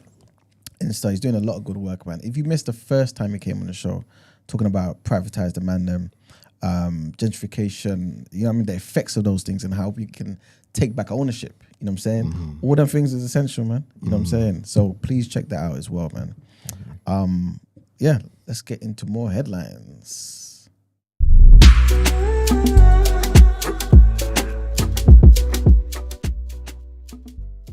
When it comes to that time, innit? All right, people. So our next set of headlines. Amazon has made a robot that can feel the items it's picking up. And what it says is a major leap forward for robotics. The new system, called Project Vulcan, has a sense of touch that allows it to feel an item so that it's able to safely pick it up. Amazon is already using the system to sort and pack deliveries, and this is what they're saying, alongside a fleet of other robots. Vulcan is now able to handle around 3/4 of the millions of products the e-commerce giant offers and can move stock at a speed comparable to human workers. Right? Aaron Parnes, who's Amazon's director of robotics AI, said Vulcan works alongside our employees and the combination is better than either on their own. Vulcan represents a fundamental leap forward in robotics. It's not just seeing the world, it's feeling it, enabling capabilities that were impossible for robots until now. Our next headline, I want to hear you guys' thoughts on this as well. Yeah, Ramsey, that mic works, right? I think so. Perfect, cool. So this is about, well, this article says he's far left, but this is about Julius Malema, right? In South Africa. So long story short, he's a so-called far-left South African politician renowned for his anti-West rhetoric. And he accused UK authorities Wednesday of denying him a visa to speak at an event at Cambridge University for political reasons. So Julius Malema, for those who don't know, is the leader of South Africa's Economic Freedom Fighters opposition party, and said that the decision was effectively a ban on him addressing students and an attempt to silence a dissenting political perspective. He posted on social media platform X that he had been assured that his visa was being processed, but had received a regret letter informing him that his application was not successful while he was at Johannesburg or Tambo International Airport waiting for his flight to London. Malema, who also used the title Commander-in-Chief of his party, has previously demanded the UK pay reparations and apologised to African nations for colonialism. The lawmaker and his party have also accused the British monarchy of playing a leading role in the slave trade and also colonial abuses. The BBC reported that it had seen a leaked letter of this letter to Malima's EFF party from the British High Commissioner to South Africa, personally apologising that the UK Home Office wasn't able to process his visa in time and saying it was due to procedural issues. The letter from the High Commissioner, Anthony Phillipson, cited the unfortunate timing of recent British national holidays as the reason, according to the BBC. What's your take on this? That's cap, bruv. That's cap. They don't want someone like him in the UK. 100%. They don't want someone like him in the UK because do you know what the economic freedom fighters, that party party represents? It represents that Mandela alone, didn't finish South Africa. 100%. Do you know what I mean? Yep. Because they have this idea of like, you know, Britain supported Mandela, and like we invited him, and we have a statue of him in South Bank. Yeah, and we love Mandela, and you know he helped with the racial tensions but the reality is a lot of South Africa is still owned by white Dutch Boers. Facts. And if you own land, you own the means of production. Yep. And if you own the means of production, you run the economy. Everything. And so that's why his party exists. Yes. And that his very existence is dangerous to the status quo. So why the hell would they let him in? Do you know what I mean? 100%. I couldn't have said it better. Like, it reminds me of an interview I saw with Winnie Mandela, who pretty much echoed the same thing. She said, like, we thought, when she says we, talking about South Africans, we thought that we had independence when apartheid ended. You know what I'm saying? But the reality is, and we've seen it now, is that without economic control, there is no independence. No. And this is what I've tried. I don't even want to go over this, but this is what I've tried to say on the show many a times. I hear it. And many people go on to me, especially my beautiful black brothers and sisters in South Africa, who called up 3 days in a row to get at me, you know what I'm saying? But again, I'm only saying it from a place of love because I hate the fact that such a minority in that country controls so much of the country. Of course. So much of the country. I mentioned this before, maybe a week or two ago. There was a podcast episode on Jordan Peterson. Yeah. Right. Basically, he had another guy, Dr. Reutz, I believe, who basically came on the show to just spew a whole lot of misinformation, disinformation about how white people in South Africa basically are under threat. Oppressed. Oppressed. All of those words, you know. And they even, funny enough, they even cited Julius Malema, talking about, you know, those particular chants that were said during apartheid, right? Yeah. Talking about how, you know, they mean it, they want to kill us, they want to do all this sorts of stuff. And Jordan Peterson was feeding into it, facilitating it, and even saying, I agree with you. When Jordan someone Peterson says it, is a problem. I'm telling you. And the thing is, I didn't know that prior to this. I just thought, you know what he was doing. Because with a lot of these people, I kind of just see what they do. If I hear some intelligence, there's something to gain. Okay, beautiful. Yeah. And I mind my business. I don't follow these people like that. Yeah. So I'm not hearing that he is capable of these particular things. Yeah. But then I'm reminded that these people, you know what I'm talking about, are capable 100. no matter what. 100%. You know what I'm saying? No matter what. People, we've been trying to pray to God to help us, to save us from the devil that we can't see. I've been telling you people, the devil's alive and well, and he walks among us. You know what I'm saying? And that was a perfect exhibition of it.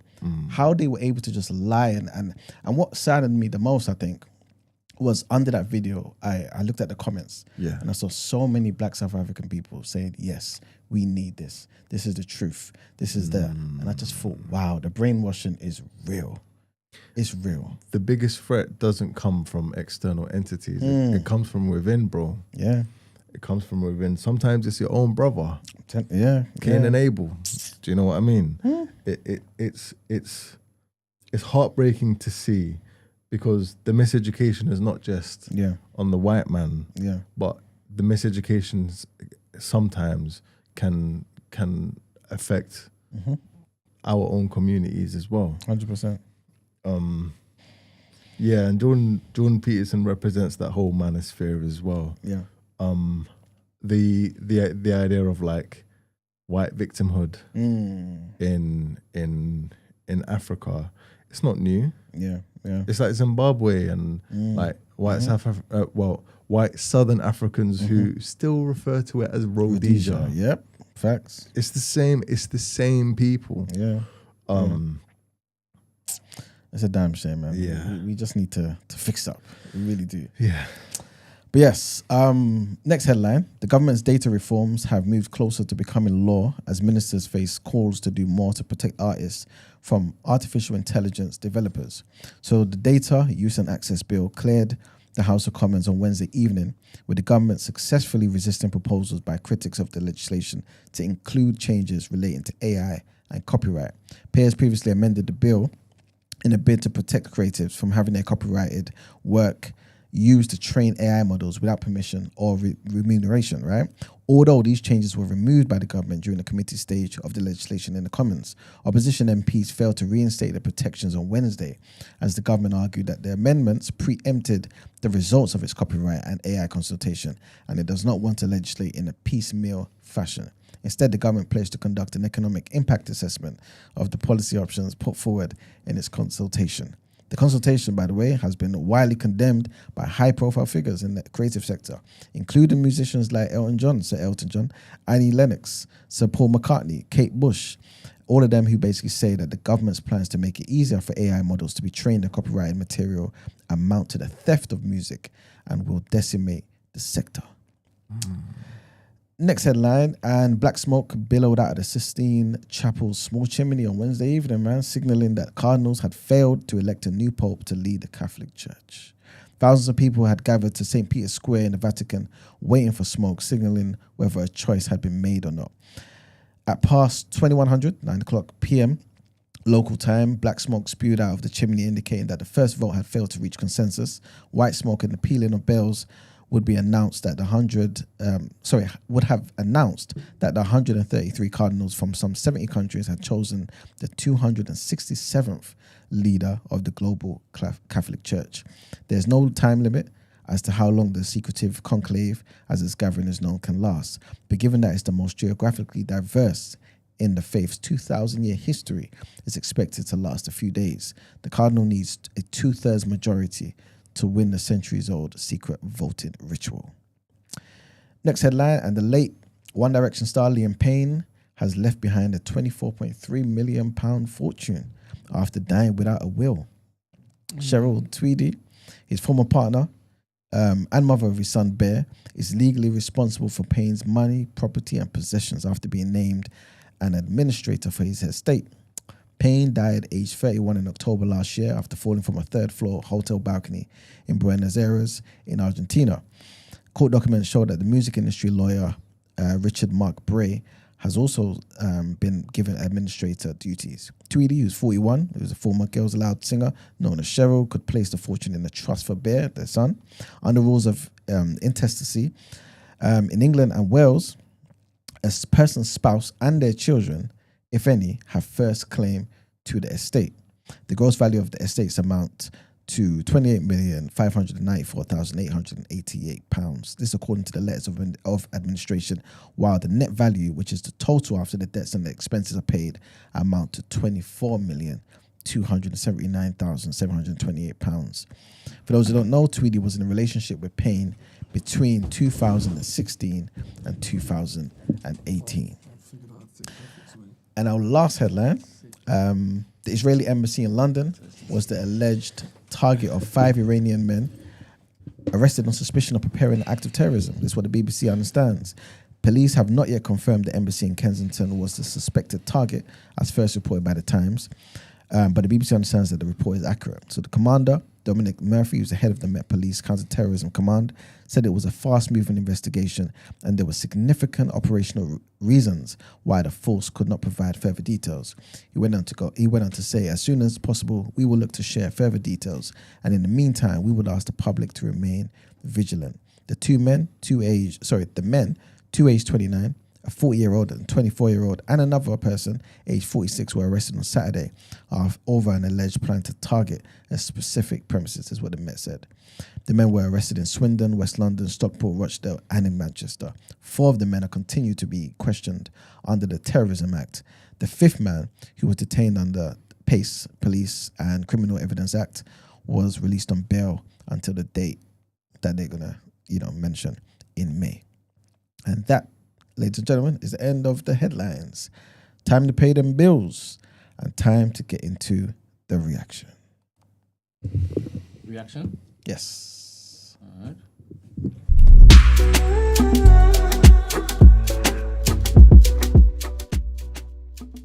So,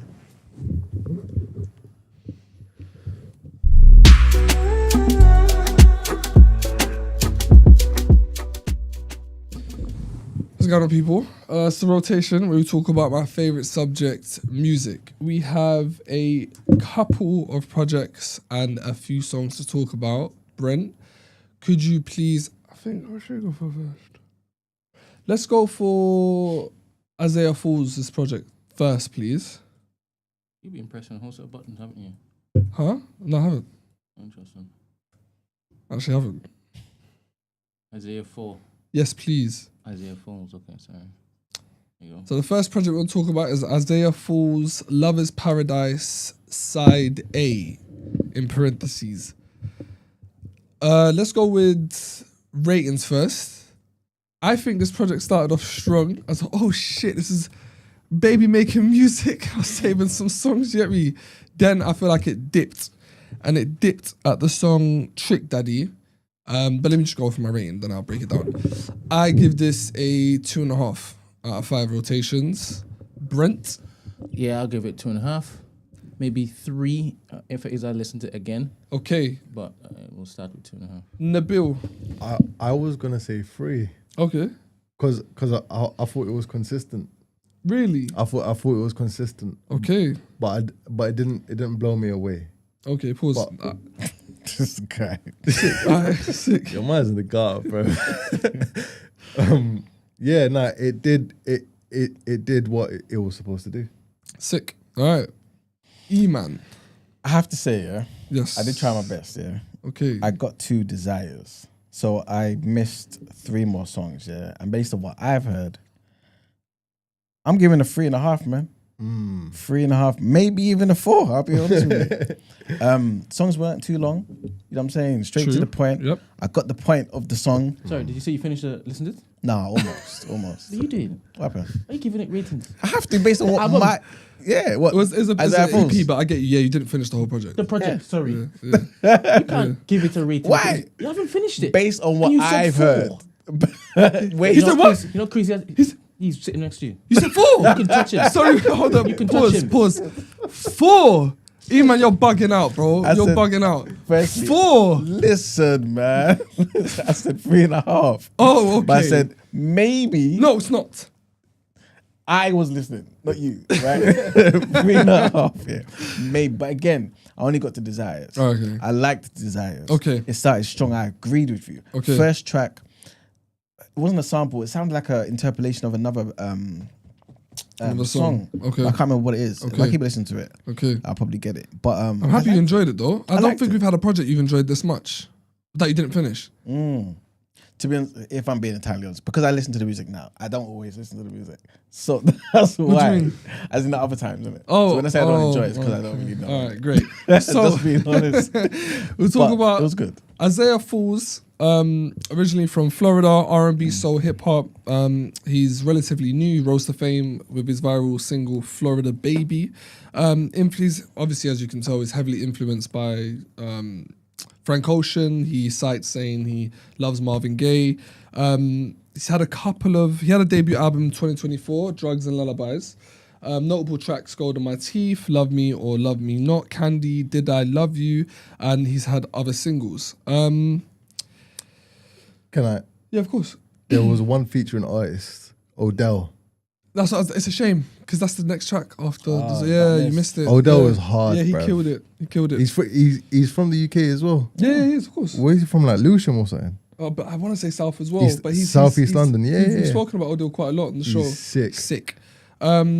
His latest project, Lover's Paradise Side A, features Odell, as Nabil said, Joyce Rice, who's hard as well. She's from America. And I want to say her name right, Amber. Yeah, like I said, it starts off really strong. Trick Daddy, it kind of dips. It kind of goes into this really... hi-hat, very Florida sounding song in which he says, so I thought he said platypus over and over in the track. Brent, do you remember that song by any chance? He kept on saying platypus, platypus, but he was saying pat that pussy. And I couldn't hear it. I just kept on hearing platypus. Who told you he was saying pat pussy? Because that's what he was saying in the song. I went No, as in, did you check the lyrics? No, I heard him say the P word. Ah, but you thought he was saying platypus, but then you thought yeah. he was saying pat the pussy. No, I thought he was saying platypus, but what he was saying was pop that. Pat the pussy. Yeah. Okay. So from then, I think the album kind of, the EP kind of dips. It's not his strongest. If he just stuck and kept it at a baby making music, especially since it's just an EP, I feel like he could have given us different styles, different sounds in different projects. But yeah, it was definitely, he's relatively new. All in all, it wasn't a bad project. I just feel like it lacked. It was very rough around the edges. Standout track, I want to say, is Florida Love Story, which is the second track on the EP. But yeah, no, pretty short and sweet in regards to this. So Not really much else to say. Sorry, so you lot give it 2.5, yeah? Yeah. I gave it 3. I stand by my 3. Okay. I think it's a solid project, but 2.5 is too harsh, man. You lot are deep. you lot are deep, bro. Brent, you got anything else to add to it? For lovers only, velvet wrapped in suede. Oh yeah. A Florida Love Story, smooth. Get your money, splendid texture. Okay. Desire, smooth, and butterflies, nice. I have here 3, might raise to 3.5. So what made you say 2.5? Don't know why I said that. I was influenced by the Arab. Never that. No, you, a big man like you, never that. Yeah. But I listened to the entire project. It's a shame the camera isn't on you. Yeah. So let me change mine. I'm gonna give it a 3. That's better, man. And I'm saying it could go to 3.5. Okay, But so I need you can't a really shout at companion. Eamon, I need a Don't mind companion. him, man. Okay. I need a companion. Yes, 100%. I can't take this in and give it more Yeah, unless yeah. it is I have a companion. Yeah, Because yeah, it would yeah. make more sense. Yes. That's where I'm supposed to be listening to this music. Yeah. So that might bump the 4, Certain depending on what positions happens. and all that. All right. Next project, please, can we get to Wretch 32's Home? I say that because of the question mark. At the end. Home?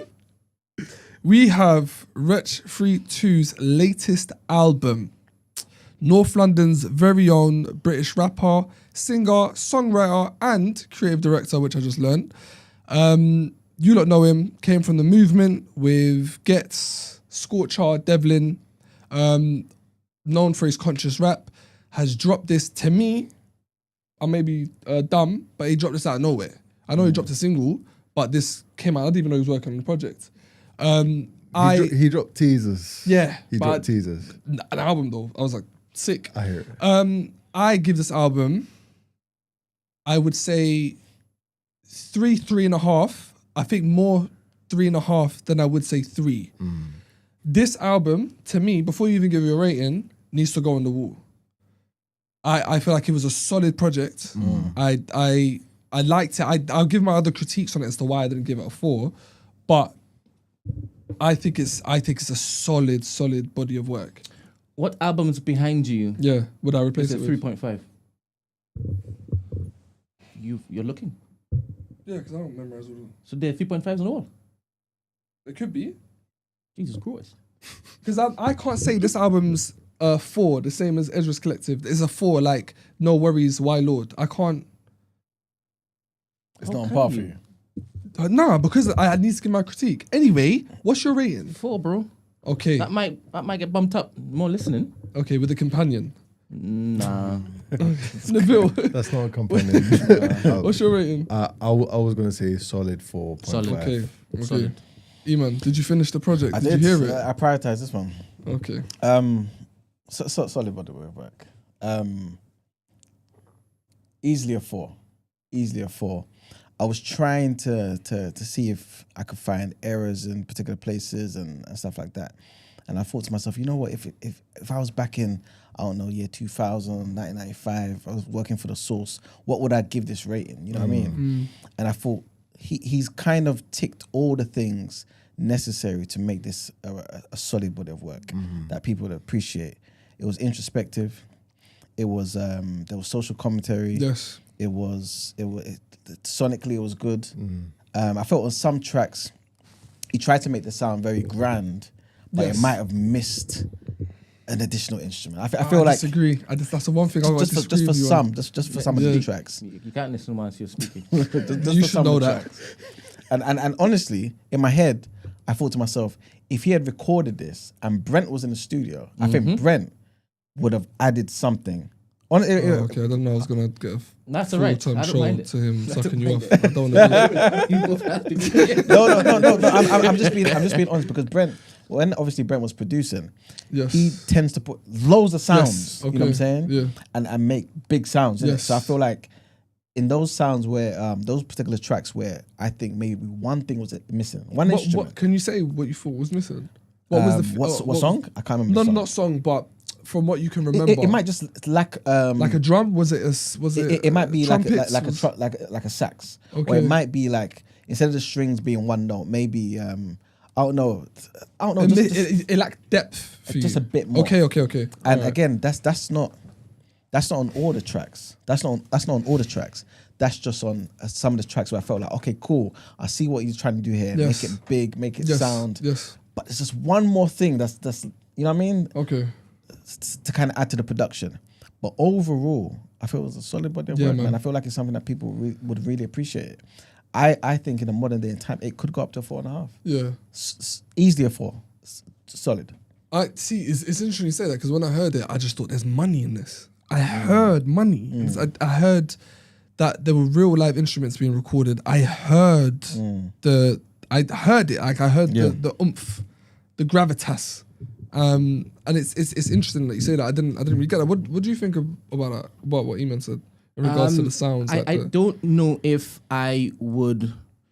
He would need to basically sit me down and this track. Could it have more? Okay. That wasn't one of my takeaways that it needed more. I didn't go into it thinking it was missing, or my takeaway wasn't that it was missing anything instrumentally, right? So. That's just what you want me to respond to, right? Yeah. I'm gonna go into the album. So released obviously last Friday. Features likes of Merkson, Getz, Tenny, Skip Marley, Protege, Weston, Kano, Little Sims. It's quite a few. I'm missing loads. Obviously, there's quite a few, and I feel like personally there was quite too many features. Yeah, because to me the way Wretch raps and what this album meant, or what it means to me, what I articulated this album to be, and why it's called Home with a question mark, is he was basically debating a paradoxical view of I was born here. Yeah, this is my home, but I'm not treated as if it is home, and I'm daily reminded. And he had little anecdotes of people talking throughout the songs. Which didn't take away from the tracks as well, which is hard to do. You know, you know how some songs they have a skit and you're like, shut the fuck up, let me hear the song. But this didn't have that. It was very beautifully put through each song. Yeah, in which they're explaining that this has happened to us. This has happened to us. They brought us over here in regards to the winter. It's funny that Nabil's here as well while this album came out, and what we were talking about earlier. But we were made and we were told to have this as our home, but we're treated like it's not, and we're constantly reminded that it's not. Yeah. So it was him kind of talking about that and talking about growing up in London and the battles he had, and everything about the album was fitted. It fitted. I would say my only critique is that I feel like it could have been a lot more concise. I felt like there wasn't a linear story. I feel like there were certain songs in there thrown in. I can't say to why, but it skewed me. Like it kind of threw me off the narrative. And I felt like if he had kept this album shorter and a lot more concise, that stuck to the story he's telling, it would have been arguably like one of the best albums to come out in a long time from the UK. That's my only critique about it. It's too bloated. But yeah, I think my favorite track. He needs to sing more. There's a track he has. My favorite track is the one with him and Weston, Me and Mine. Okay. In which he was singing in the beginning, but then he adds like a rap bit at the end, and I'm like, what? No, you didn't need that.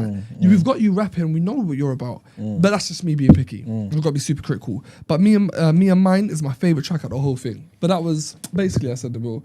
I felt like the album's too bloated. It should have been a lot more concise.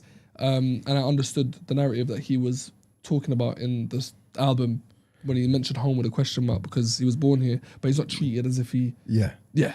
And I said it's apt because of what we were talking about earlier. So there's the song Windrush with Cash-tastic. Cash. Brilliant song. Yeah. Wavy song, but there's an interlude in it. Yes. Where I think her name is Fiona, the lady who runs the Know Your Caribbean Instagram account. Yeah. There's a snippet of her talking about the Windrush scandal. That was a powerful song, which sort of talks about the promise that was given to them. I just think there's so much messaging in Rich's work in general, yeah, and this is like the greatest form of it yet. It's proper like grown music. Yeah. He's Mount Rushmore for me. Really? Top three. Wow. Okay. Sick. Top three. Brent, what did you think about the album? I think if I listened to it more, it could get more rotations, isn't it? I told you it was splendid. So you got no, it felt like ice water in a hot summer's day and a drink. I've got my breakdowns of the tracks I like and why I like them. Okay. Is that what you're asking me for? Yeah, your description. Transitional chapter. Nice and smooth opening. Bars begins to set the pace for the rest of the album, I believe anyway. 7-seater. I said, Milkston, come on. It says, ain't it funny how the goat becomes the dinner for the wolves? I like that bar. That was by Rich. Yep. However, how Gets came in is a little janky. Yeah, I agree. Very janky. I agree. And I could just picture him in the studio, like, trying different ways to hop onto the end of it. Wasn't a strong feature. He came in so wrong. Yeah. And I think the beat didn't give him permission to do it properly.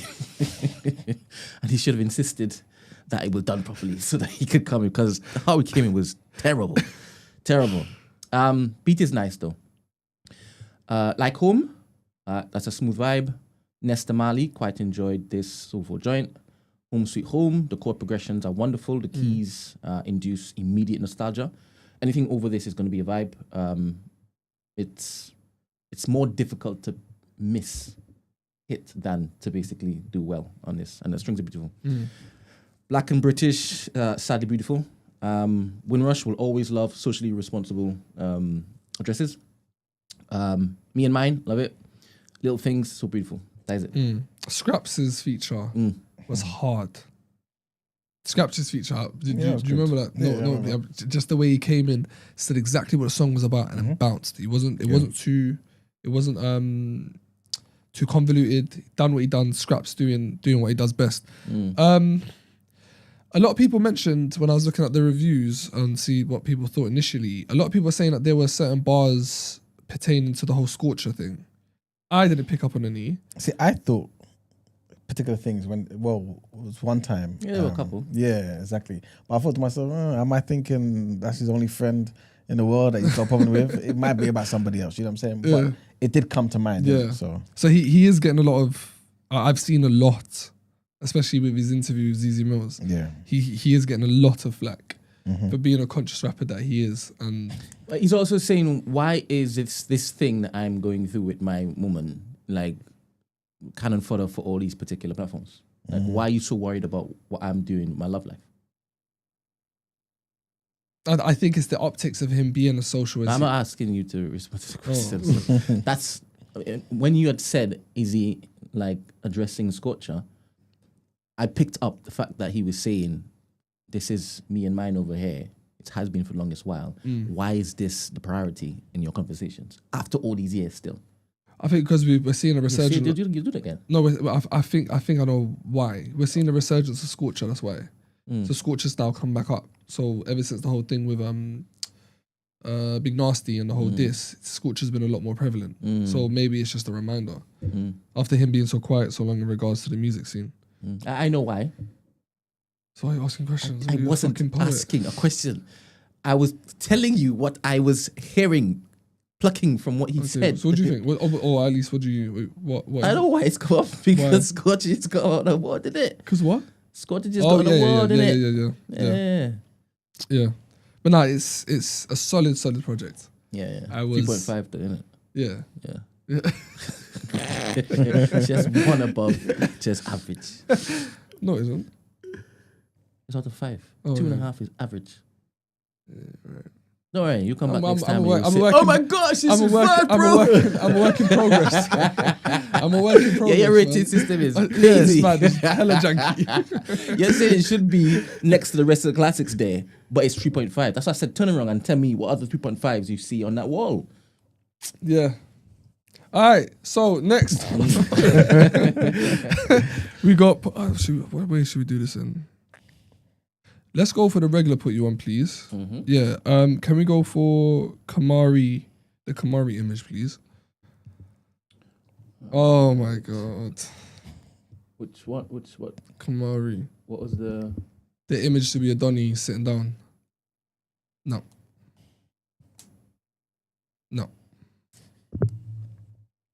The one I emailed you recently? No. There we go. Right. That was my pick. Yeah. Brent, ask Iman if he's listened to it, please. He hasn't. Okay. Right. So, you know what? When I heard this, he sounded like Frank Ocean to me. Come on. That's it. Yeah, 100%. Come on. That was Frank Ocean's voice. 100%. If someone played that, I'd be like, oh shit, there's new Frank Ocean. Yep. Yeah. Sorry. Hold up. What's up? This is why you should listen to it. Hold up. What's happening? It's just Thought me. we did it. Yeah, and we start working over back. But you know what I'm going with it, yeah? You can listen to it. Yeah. I was thinking the same thing.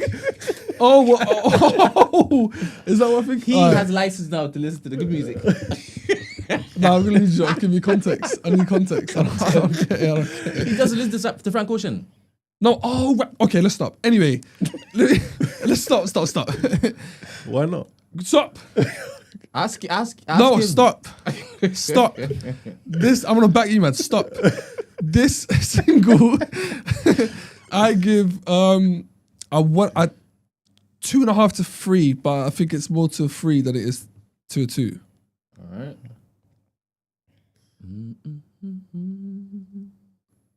Bang.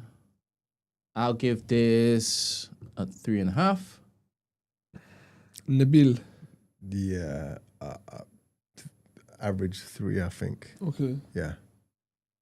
You know, you can be critical, right? You're allowed No, to be I am. critical. Okay. Alright. You're just waiting for the one to be critical. I can't sing, so I can't be too critical. Do you know what I mean? Iman, what did you give it? You did listen to it. All right, cool.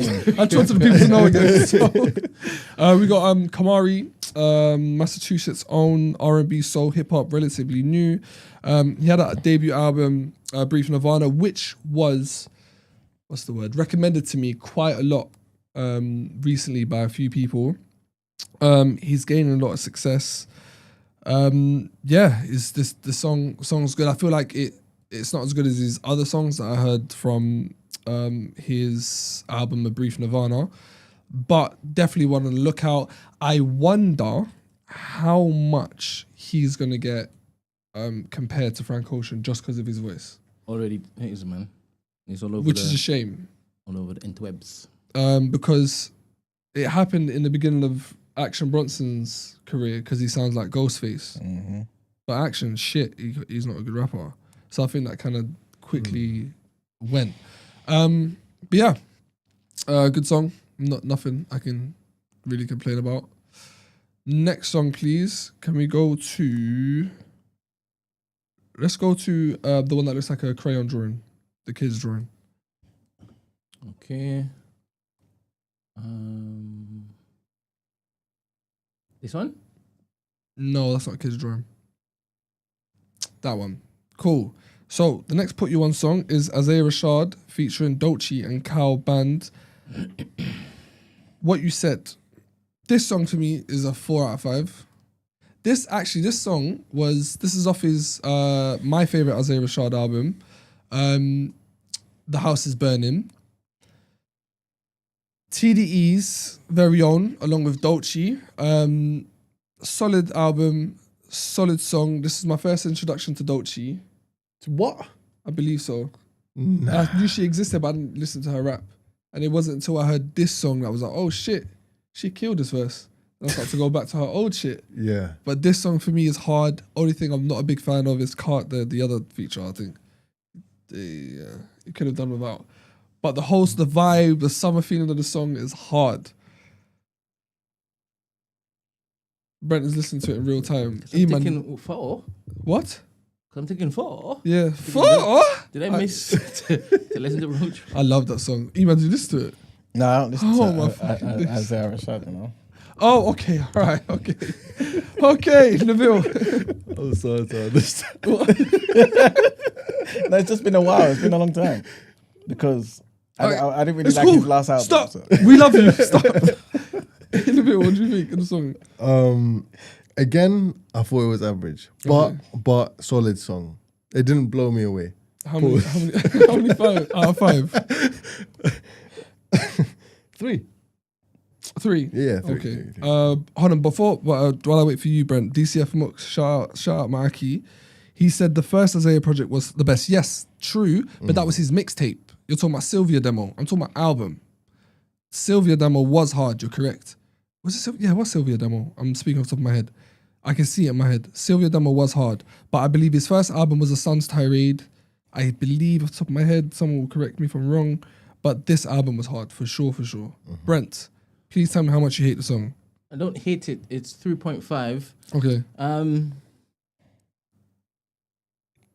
I think I remembered this is like, because of the chords, like you're either drifting or you're being moved somehow, right? Okay. And I liked how she complimented the song and how he started.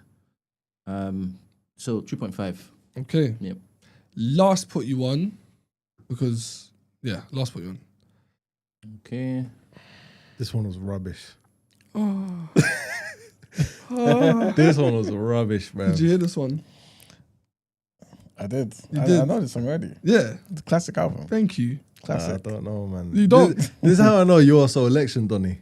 Can Oh, I yeah, have- 100%. Can I have the rating, please? That's 5 out of 5. 5, yeah? Yeah. Okay. Emmanuel?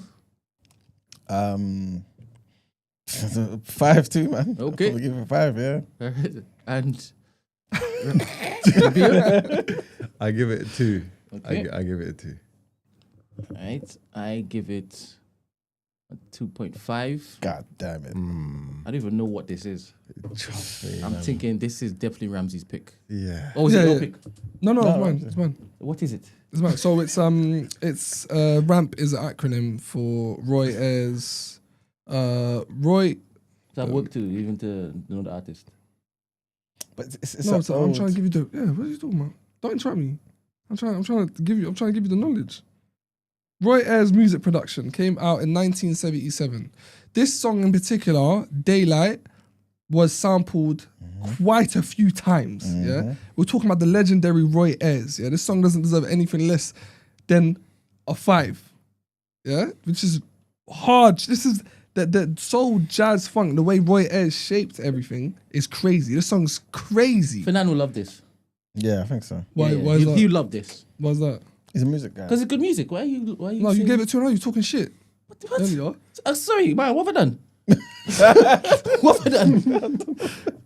I'm listening to it. I'm thinking Fernando would definitely like this. He's high. This guy. So I'm this listening is to it right now. I'm so this thinking, is sampled by Tribe Called Quest. It's sampled. is that why you love it? No, because- I'm saying it's shaped. sound and this album in particular, unfortunately, they disbanded. Yeah. But this Only album, one album. yeah, It was only one album, yeah. Come Into Knowledge. This album is just, it's a staple, man. It's fucking, I don't know how to explain it. It's just, The question, boys, did you hear the sample before you heard the sauce?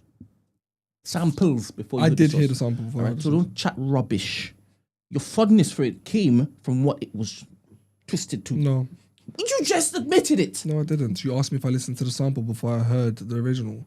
No, I heard the sample, yes. Then I heard the original. Oh shit, this is crazy. Did you see what you just did just now? This is crazy. Yeah. What you just did was crazy. Yeah. In real time. You're gonna have to hop Yeah. off Brent's dick at Imagine. at some point. Trying to I know it's just second time here, bro, but you're allowed to have your own opinion. No, you no. man are moving wild. No, because you see people like you, yeah. Hey, where's that guy? Where's Yo, You see people like you. where's my? You try and come on your high horse. You try and come on your high horse. It's good. It's still running. You're like, yeah, I remember when I was a kid, I used to listen to this song. That's what I said. Bruv, this song is older than you, pretending like this was just playing in your yard, So bruv. what? Chaco Quest is older than me. Chaco Quest is older than me. Yes, They're so saying other what songs Brent older was than me. saying in terms of you liked the remix, you liked the sample first, and then that led you to There go is find quite the a song. few samples that I've liked and don't like the original. Okay, Right, so Okay. I like Bitch Don't Kill My Vibe, okay. but I don't love the sample it came from. I hear it. So I specifically asked you the question because you made us feel a bit stupid. Yeah, Right? you Because did. we didn't though. know about this 1977 joint. No, Understand? I And don't- you didn't how know can about you it. not know? No, You you didn't didn't know, know. but the Probably rating- you might no, not the told you. rating- You know it's sampled, right? the rating. And then you're like, this is it? guy's And you came and said, "Oh my gosh!" Came on, This mama's guy's room. Listen to this. You're moving mad. You're moving mad. Crazy. This song in particular, no matter, listen, sorry, if you don't like it, don't like it. It is what it is, isn't it? You get me? I think it has a put. place. This is what put It you has ones a about. place. This is what put you I ones would about. sample this. Please do. Daylight. This is. I would sample this. It's sick. It's a sick song. Yeah. Let's get on to stupidness, How about please. you, though, Emmanuel? Okay. Did you hear the source before you heard the? No, I heard the remixes? sample first. Yeah, 100%. Samples, Yeah. and then you're like, oh, where's that from? And then when you're obviously back in the day, I used to dig a lot, innit? He did. He's So- not lying. He's a You digger. wouldn't think about Yo. He's a digger. Okay. this guy Go. digging in the crates. And yeah, man. So when you come across certain records and stuff, yeah, you play Mind Your Business. If this way it comes from, you can hear the entirety of the music. You know what I'm saying? Because often, especially back then, they're sampling like 2 to 4 bars max. You know what I'm saying? It's only afterwards when people started sampling 8 bars, the whole verses. You know what I mean? Like Kanye West and them guys. Yeah. Which is fair enough. But then when you hear the instrumentation, like that led up to that point that they sampled, and afterwards you appreciate it more. And that album is a brilliant album, man. Yes. Brilliant album. Let's move on to the stupidness, please. Whatever image you have picked for it. I picked no image. You picked no image. I don't know why it's you have to Okay. list this. All right, cool. So we also heard the one unreleased track from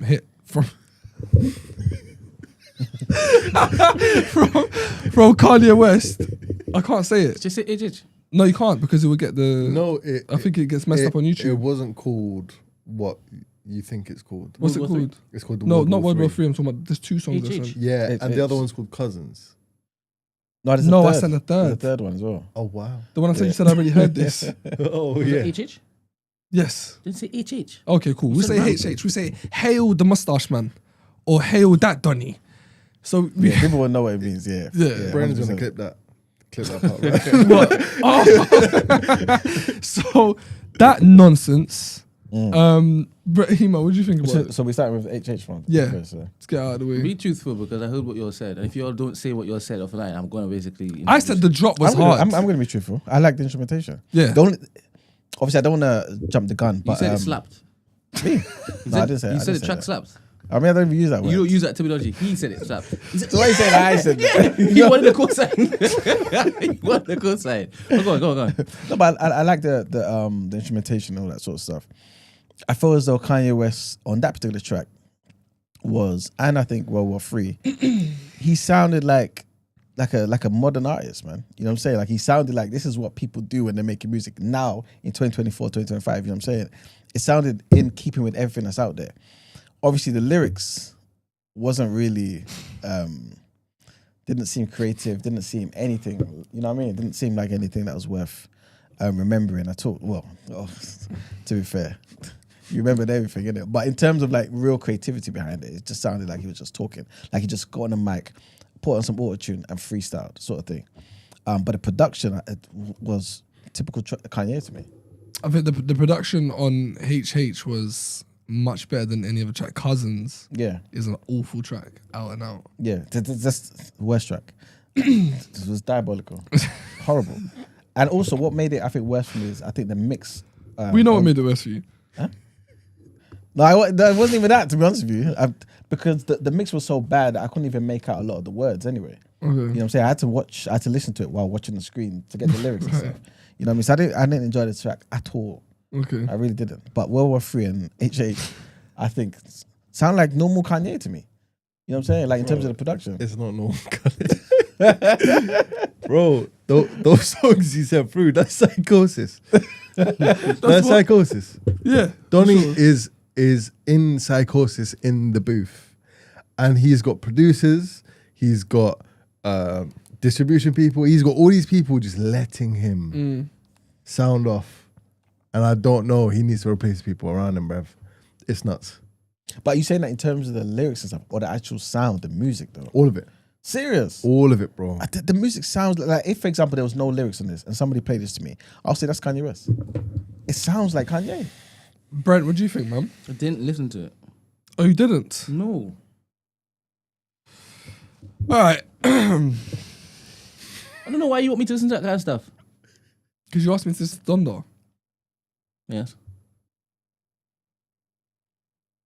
Against force equivalence. What? I'm not listening to Donda. So I should listen to HH. when we The album's not out, right? No, Donda 2's out. The new album. The new album. That But has then these songs in it? he's no. He's released Bully after Donda. Okay, so the new album's Bully. The new album's Bully. Okay, but that's not out. That's out. And It is it's out. 29 minutes on YouTube. Yeah. It's not on Spotify. No, he hasn't put it on there. Okay. He's doing crazy stuff. I mean, listen, he just made a song about giving his cousin head. I don't know. Listen, none of this is normal. This is all whoa. Everything's. He said HH. Everything's wild here. Everything's crazy. Nothing's gonna go normal. Listen, personally, I'm done with him.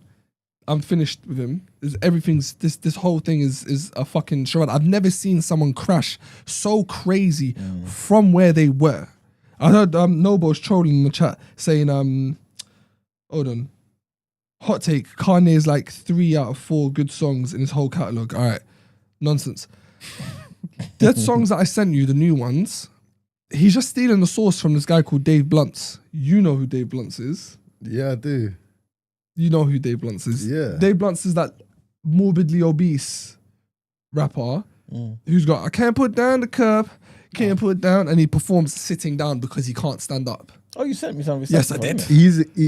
He's sick. That being said, he's not in the best shape. He's not going to be around for long if he continues. He's actually losing weight now. Which is, I'm happy to see that. But I say all that to say he's co-signed by Ye and Dave. He's just all of it just sounds like Dave Blunts.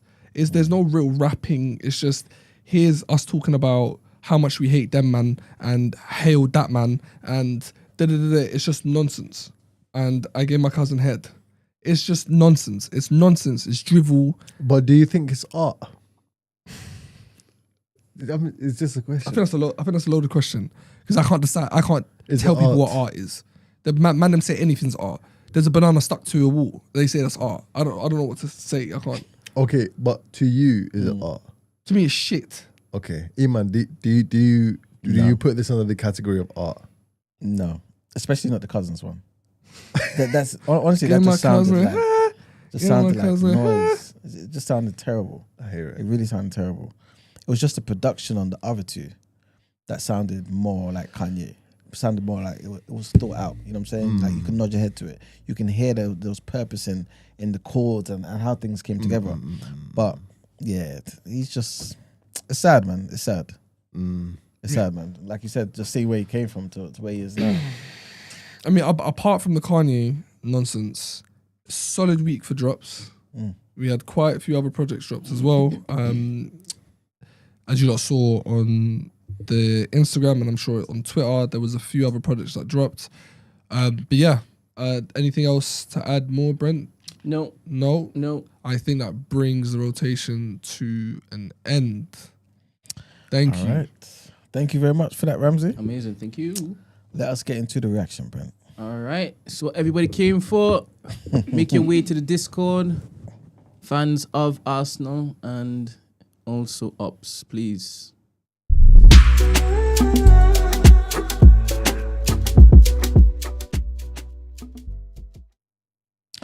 All right, people. Welcome to the reaction, where we talk about all things sports, man. Obviously, like Brent said, we all know everyone's gonna want to talk about. But before or as you are making your way to the Discord, let me just read out the I'm not scores. sure if they can now. Oh, serious? Yeah. Because of the Sounds like a coincidence, isn't it? yeah, for real. Nah, really. You know when you said it was gone, Yeah. it means that the speakers are gone. Yeah, because I can't hear anything. And you sure you didn't hear the transition just Exactly. now? Is this God? He's being entirely honest, by the way, guys. Like, so something's happened, so I can't hear. Like, if I didn't look up and see the reaction transition, I wouldn't have known that it was transitioning. But something's happened, so we can't hear anything coming through the speakers and through here. How can I fix this? I may need to take off the roadcaster. But if I take it off, it might pop down the stream. Damn. Let's try because I do want them to be able to. Yeah. Okay, yeah. Let me try something. Give me a second, people. Hold tight. 1 second, people.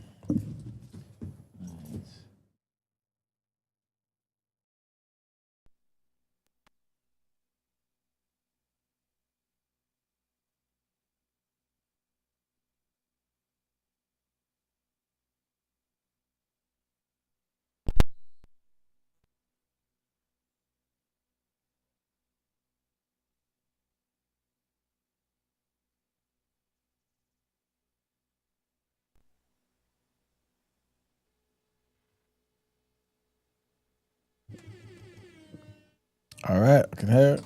All right, let me know if it is that you can hear us. Let me know. All right, Richie is in the Discord. Can you hear us, people? Can you hear us? Can you hear us? Can you hear us?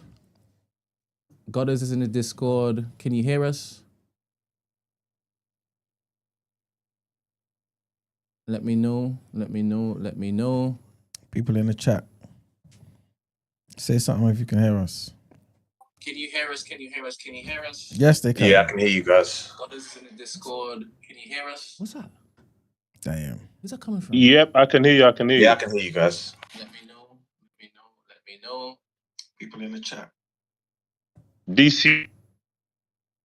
Let me restart Discord because it's hella delayed. Okay. Ben's gonna restart the Discord, but obviously you guys in the chat can hear me. I'm just gonna let you guys know the scores and everything and the fixtures. So obviously, Paris Saint-Germain beat Arsenal last night 2-1, which means they progress to the UEFA Champions League final after a 3-1 victory, man, on Naga. Also, today we've got some games. UEFA League semi-final. We got Bodo Glimt taking on Tottenham Hotspurs. Now, in the first leg, Tottenham Hotspurs beat them 3-1. So, hopefully that should be okay for Tottenham, even though they're travelling to them.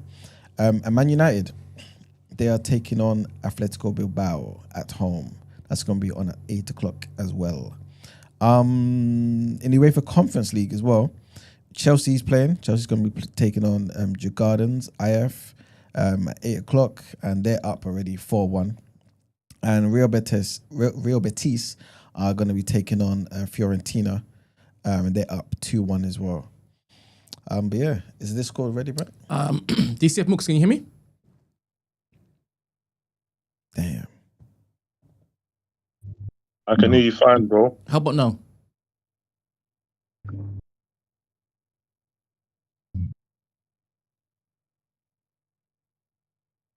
Hello? Damn. Got us, Jeezy? Yeah, I'm here, man. I said I can hear you. Oh, Okay. Everybody else. Is it like delayed? Can you hear me like straight away? I can hear you straight away. Amazing. All Okay, right, that's cool. All right. I swear I said DCF Mooks and God has responded. So DCF Mooks, can you hear me? God has Jeezy. I'm here, man. Brent, stop messing with the Discord now that Arsenal have lost, man. Pattern up. Does somebody have the stream on in the background? Yeah, somebody does. And that's what tongue is. Yeah, exactly. We thought there was an echo on our end, man.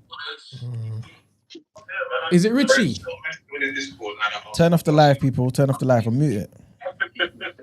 Hello. It's Richie. Everyone just mute unless you're gonna talk. Yo, just take off the YouTube, bro. Thank you.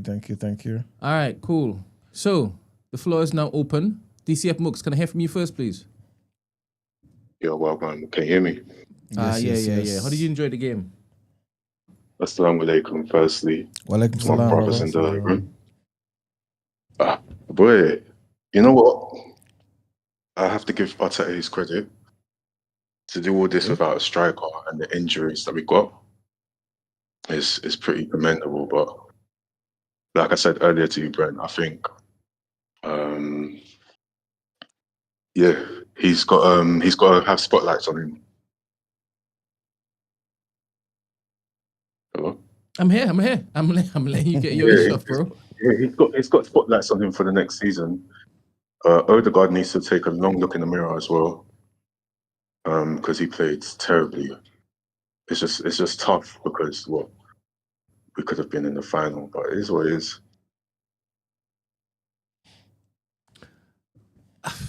All right, so one, he has spotlights on him. I need more. I need you to tell me, because the season's finished trophy-wise, right? So I need you to vent. I need you to get off your chest just how miserable he has made you feel and just how much he's failed. But I'm not saying that you should say he should go. I'm saying I'm not miserable, you know. All right, talk to me. It's mad because like he's done all this without a striker. To get to the semi-finals without a striker is crazy. It's an excuse, but I don't want to give an excuse at all. He's hearing that. I'm not hearing that at all. Wait, who's But please don't interrupt because I'm going to lose track. But yeah, no. The striker thing, we need to sort that in the summer, and then see where we go going forward because we have to win something. I'm not looking at FA Cups or Carling Cups. It has to be like the Prem or Champions League.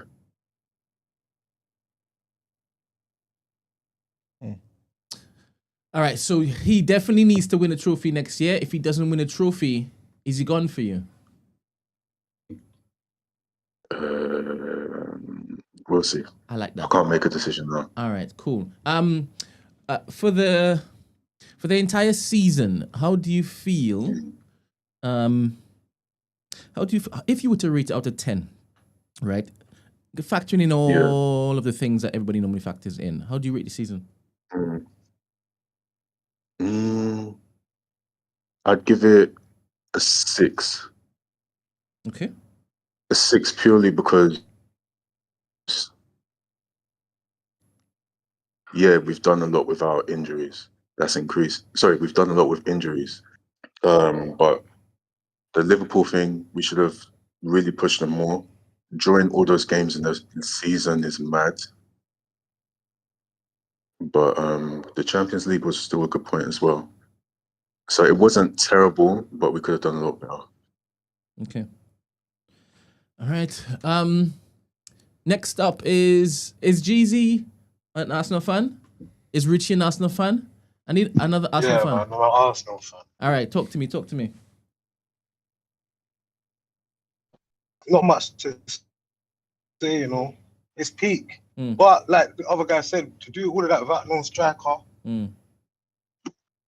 there's not much more we can expect. And you're going against one of the top teams. They're in the semi-final for a reason, PSG. So, you know, you just hope that we could have done more. But when we don't do it, we have to understand why we haven't done it. Because We got a centre mid up front, bro. What can we do? What can we do? What can we do? Did you expect to go so far into the Champions League? If you consider like PSV and all them other matches, Yeah. when we played Real Madrid, I was confident because like I'm a betting man. I see Real Madrid most weeks what they do. They're not that good. I knew we would get past Real Madrid. PSG, I wasn't as confident. Especially with the league form, all the draws. No, I wasn't as confident. Okay. So all in all, I'm not that I'm happy with the semi-final, but what more can I ask for? We have think about the season as a whole. I think we start with the red cards, then we start with the injuries, and then I'm not even on Arteta, but sometimes I expect more from him, man. What do you expect more? When you say more, what do you expect? What exactly do you expect? Let's start with Odegaard's injury. Why weren't Nwaneri playing? Odegaard's been not that good. Why Nwaneri getting more minutes? He can't even prove that Odegaard should be on the bench sometimes because he don't even play enough to prove it. Of course, he played on the right when Saka was injured, but we're not talking about the right now. We're talking about attacking mid. Because Odegaard hasn't been good enough. In terms of maybe people oh yeah, he presses, but no, we need goals from that area, man. We're not getting no goals from the area. So final option, and that's Nwaneri. Give him a chance. If he don't work out, you tried. Look at it. Look how the season's ended. If you tried with Nwaneri, it wouldn't be much worse than it is now. Okay. Question about next season. Do you expect him to win something? And if so, what? And if he doesn't win it... No, can't talk about expecting because it's not just one team on the pitch, innit? Can't expect to win, but I would hope to win something next season. Okay. So for you don't want him gone next season, even if it is he doesn't perform. So I said something on Twitter yesterday. I said, get rid of Odegaard, get him gone. Martinelli, get him gone. I'm not bothered if Partey signs the contract because Partey always goes missing when it's time. And Arteta's got one more season. And all of the other guys, Trossards and all of them, we need to replace them. So that's what I said. Okay. Do you know that Odegaard had played this season 2 times in a row before this one? Before he got injured at internationals, and he came back and he hasn't been the same since. All right, but we need better now, though. I know, but you said get rid of him. Suppose he's actually carrying an injury. No, we don't need that. We don't need no guy playing with injuries. We don't need that. We need. Look, it's become. How do you say it? When it's it's last chance. We can't go again next year and hopefully Odegaard is better. We can't do that. And this guy seems like he don't want him on the bench, so just get rid of him, man. Okay, fair. Thank you very much, Jeezy. Richie, are you an Arsenal fan? No worries, man. I'm here. I'm not an Arsenal fan, but I'm a Liverpool fan, to be honest with you. All right, so is Goddard's. So you want to chime in now? Or you want to wait till my assessment? You want to wait till my assessment of the season? No, I just want to say a few things quickly. Yeah. This whole we don't have a striker, this and that. I'm not taking that. I'm not having that. Madrid won the Champions League last season without a striker. I'm pretty sure Bellingham was spearheading that attack. Arteta has had 650 million to spend in the past 5 years. He's only signed 5 attackers. If this is on him, he has been given the money and the license to do what he needs to do. But he's been signing defenders and goalkeepers instead of prioritizing what you guys need. Who's that on? It's on the manager. Question. How many goals did we score this season before this one? I'm not interested in that because you didn't win anything. But you're talking about him signing attackers that score goals, right? Yeah. And you're saying it's on him, right? Because he didn't sign those attackers. I'm saying it's on, right? Because you started by saying we're talking about strikers. We're talking about strikers. How many goals did we score the last season? caller, DCF Mox and Jeezy were just talking about we didn't have a striker, this, and that. And I'm saying, first of all, Arteta has had the money to go out and do what he needed to do and didn't sign the striker that you guys say Are you talking about in January? I'm talking about for the past 2, 3, 4, 5 years. That's why I asked you, how many goals did we score last season? We didn't have a problem with scoring goals. Did you win the league last season? No. I'm pretty sure last season you guys were focus saying... on just the question I'm asking, though. Okay, can I ask you a question then quickly? Was Havertz signed to be a striker or not? No, he wasn't. So you guys didn't have a registered striker going into last season, right? So you needed a striker last season. We had Jesus. Jesus said himself he doesn't want to be a striker. What are we doing here? What questions Brent, are you asking me? I'm saying to you, Arteta has mismanaged funds and he's not being accountable for what he has done. If any other profession, any other career, someone was to mismanage funds, they'll be out of the door. But this guy's done it and delivered nothing in 5 years, and he's still there. It's unacceptable. It's unacceptable for you? It's unacceptable for me. I'm a Liverpool fan. I've won it. You know how crazy it is for you to say it's unacceptable as a Liverpool fan? Do you know why I say it's unacceptable? Because if it was me, if I was an Arsenal fan and I was watching this and I was seeing United potentially win a European trophy, Liverpool delivered a second Premier League in 5 years, and Arsenal have not won anything, I'll be asking questions. You know, guys it's crazy that you are holding more frustration for our dealings than me. You know how crazy that is? What's your 100%. Agenda, young man? I don't have an agenda, to be honest. Why are we worrying about United winning trophies? They're like 15th, and they've got through like the last few minutes of that game. Bro, it's a trophy. Literally. Oh, they're 15th, and they nearly got knocked out. What would we be saying then? This is too easy to say, it's a trophy, but what would we be saying if they never got those equalizers? Are you saying trophies don't matter, bro? Of course I'm saying, no, I'm not. Trophies do matter, but why are we comparing a bad Man United squad who luckily has a red card, extra time, and all of a sudden it's better than what Arsenal have done? It's not better. I wouldn't be happy with that 15th and we're in a final. Why am I happy about 15th? All right, so I'm gonna give my assessment of the season. Let's talk about 15th. Jeezy, I'm gonna give my assessment of the season, right? Go on. I think that Arteta has failed this season. It's been a failure. 100% it's been a failure. I don't think he would see it as anything other than failure. Now, the whole he had money given to him to buy a striker in the January window, I don't know where that came from. I don't know what information you're getting that he was given money by the board to buy a striker. Everybody knew that we needed a striker. Mm-hmm. He himself said we are short up front. So to suggest as though he was given it and he didn't do it, I'm not buying it. Sorry. Now, in the summer, I think that's where it is that a mistake was made. And he has to hold that.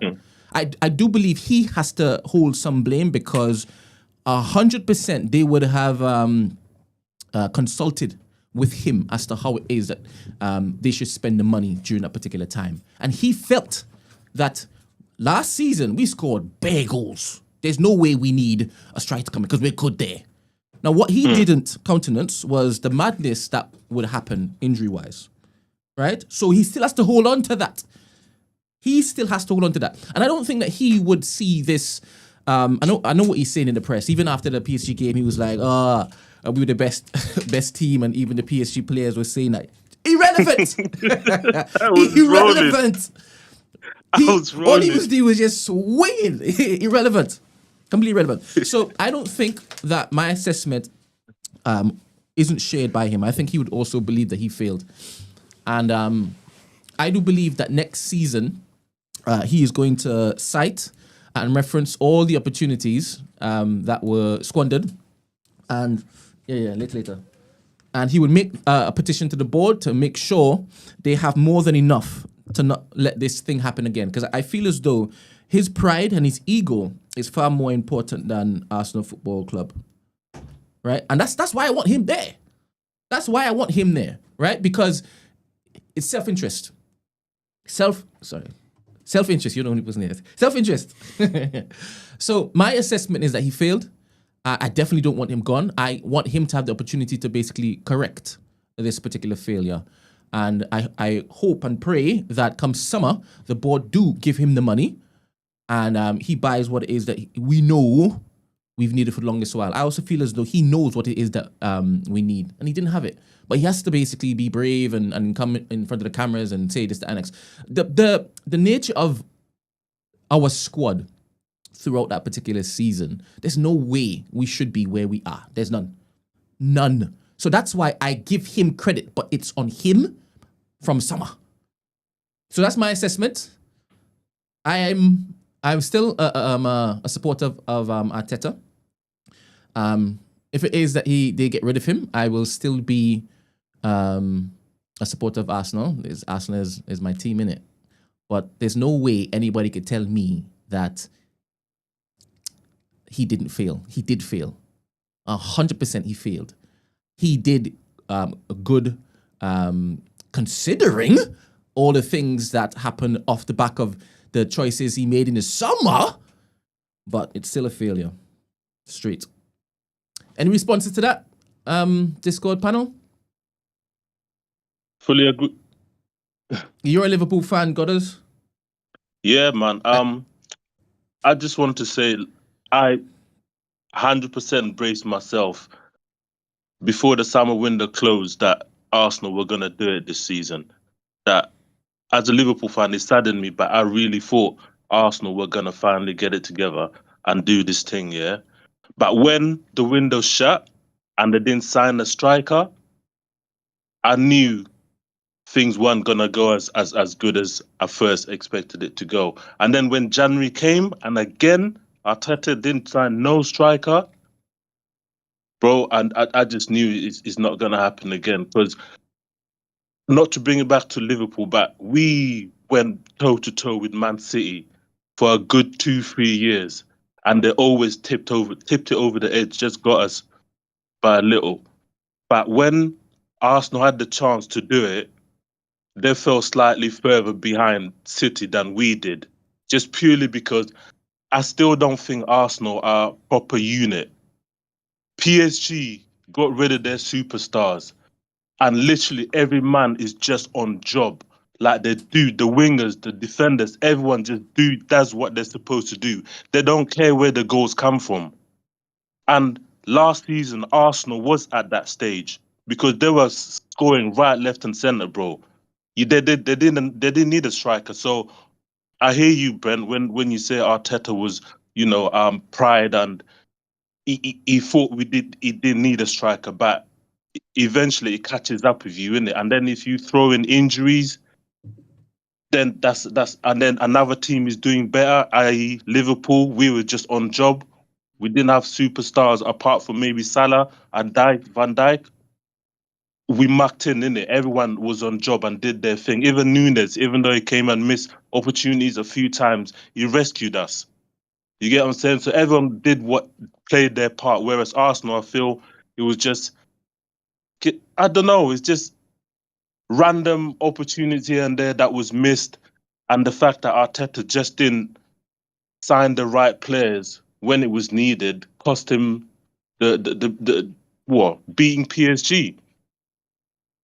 That's all I wanted to say. But it was an opportunity. I really thought Arsenal were gonna win this season, and I didn't expect Arne Slot to do so good for us. But here we are. Football's a humbler, man. Big up Khan's Grease. Thank you very much. Godders, do you watch football, Nabil? I'm a boxing man. Oh, all right, fair. Never mind. All right, any last words? Jeezy, Richie, Godders? We go again. I was literally going to say the exact same thing. We go again, man. All right, then. Richie? Everyone reset. I just wanted to piggyback on Goddard's point. I thought this was your year, man. So I might come across as emotional, and it's not my battle at all. But I thought this year, with City not firing, with you finishing second place twice in a row, I thought that this would be your year. So to not deliver and to come so close to the Champions League, your first, I was just upset, man. I wish you guys could have done it. The thing is, I I'm seeing Liverpool. I'm seeing what they did for the entire season. And why can't I say they played a blinder? Every time people focus on Arsenal not doing it, it just takes away from what Liverpool did. Can you see that? Yeah. I don't feel like we deserved it though. What? We didn't. Nah, shut up, man. What are you talking about? We deserve that, man. Listen, I watched the football, right? And the football's not been as good as it has been for us in the past few years. Obviously, we've been adapting to a new manager. It's just not been as good as it was under Klopp. But can I ask you a question, Brent? Boom. Have you been happy with the brand of football this season from Arsenal? No. Okay. But I can see as to why it is our brand has changed. The personnel are not there. Exactly. I'm sorry, quickly, whose fault is that? I just said it has to be on Arteta. He has to hold it. Yeah, cool. And I don't think that I'm the only person who believes this. I feel he believes this even more so, right? But when he is in front of the cameras, he's not going to be saying this kind of stuff. The same with when Wenger was at the helm. There'll be things that he'll be thinking, but he wouldn't look to communicate this in front of the public. He don't bring that type of business in mixed company. And that infuriates Arsenal fans, certain Arsenal fans, because obviously what he's saying is what they're getting, innit? So they're furious. But I believe he whips himself silly. His pride is too much, man. His pride is too much. It's too much. Too much. So I just wanted to go back to the striker situation. In the summer, I was cooked online by I won't say names, but I was cooked online for suggesting that Arsenal can do with the Isak or Ivan Toney. I was cooked, bro. Nah, we're too better than them. We don't need that. Blah, blah, blah. Look at this now. Almost a lot of, maybe not you, Brent, but a lot of Arsenal fans are talking about, oh, we needed a striker, we needed that. But I was cooked back in the summer and in January when I said, oh, there's a chance you can still do this thing, you can still bring it back. Here we are. We reset, we go again. Everyone, get your notebooks out. You live and learn, man. And Brent, what do I always say about improvement? You say what you say, bro. Biggest room. Yeah, boom. That's it. The biggest room for improvement. Biggest room. Yep. Anybody who is tuned in to No Behavior at 8 p.m. today, this evening, there's going to be a live hate along. Loon's is going to be running it. Marvin's going to be. So obviously Margs and Beanos is going to be in Manchester. They might jump in on the live, but Loons is going to be doing a watch along. So tune in. And we have come to the end of the show. We had two fantastic guest hosts today, Nabil and Ramsey.